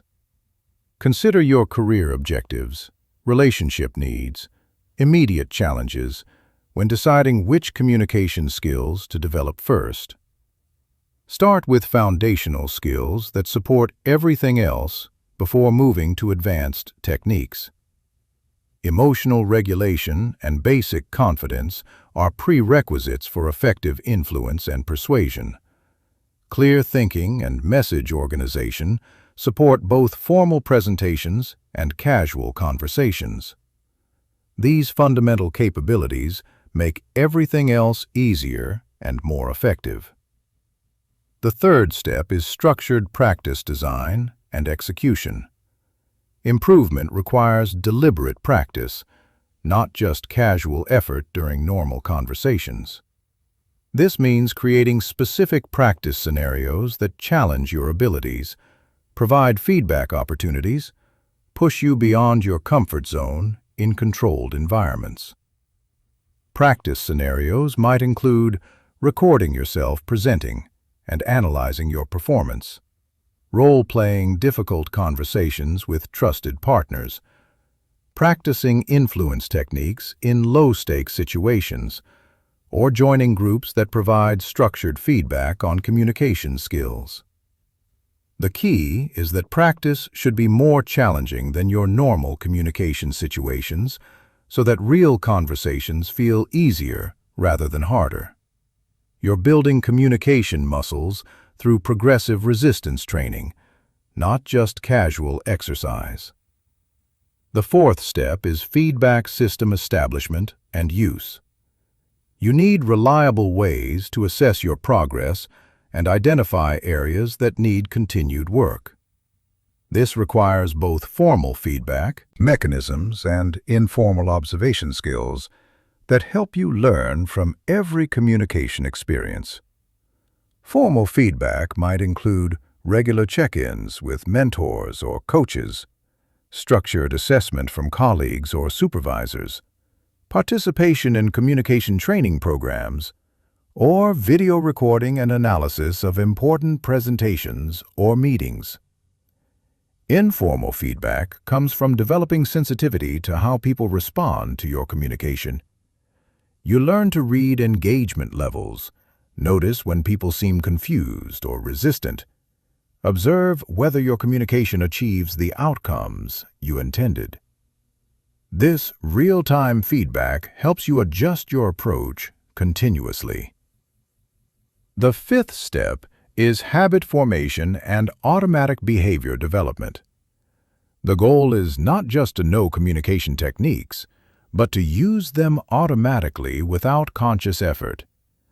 This requires consistent repetition until new communication patterns become your default responses rather than special techniques you have to remember to use. Habit formation works best when you focus on one specific behavior at a time until it becomes automatic before adding new behaviors. You might spend weeks focusing just on maintaining better eye contact before adding strategic pause techniques, or work on emotional regulation before practicing advanced influence methods.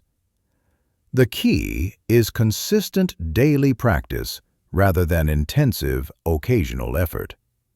Small daily improvements compound over months into dramatic transformations, while sporadic intense practice sessions create temporary improvement that fades quickly. The sixth step is real-world application and progressive challenge. Once you've developed basic competence through practice scenarios, you need to apply your new skills in increasingly challenging real-world situations. This might mean volunteering for presentations, taking leadership roles in difficult projects, or initiating important conversations you've been avoiding. Progressive challenge means gradually increasing the stakes and difficulty of your communication situations as your skills improve. You start with low-risk situations where mistakes won't have serious consequences, and gradually work up to high-stakes communications where your skills can create significant opportunities or outcomes.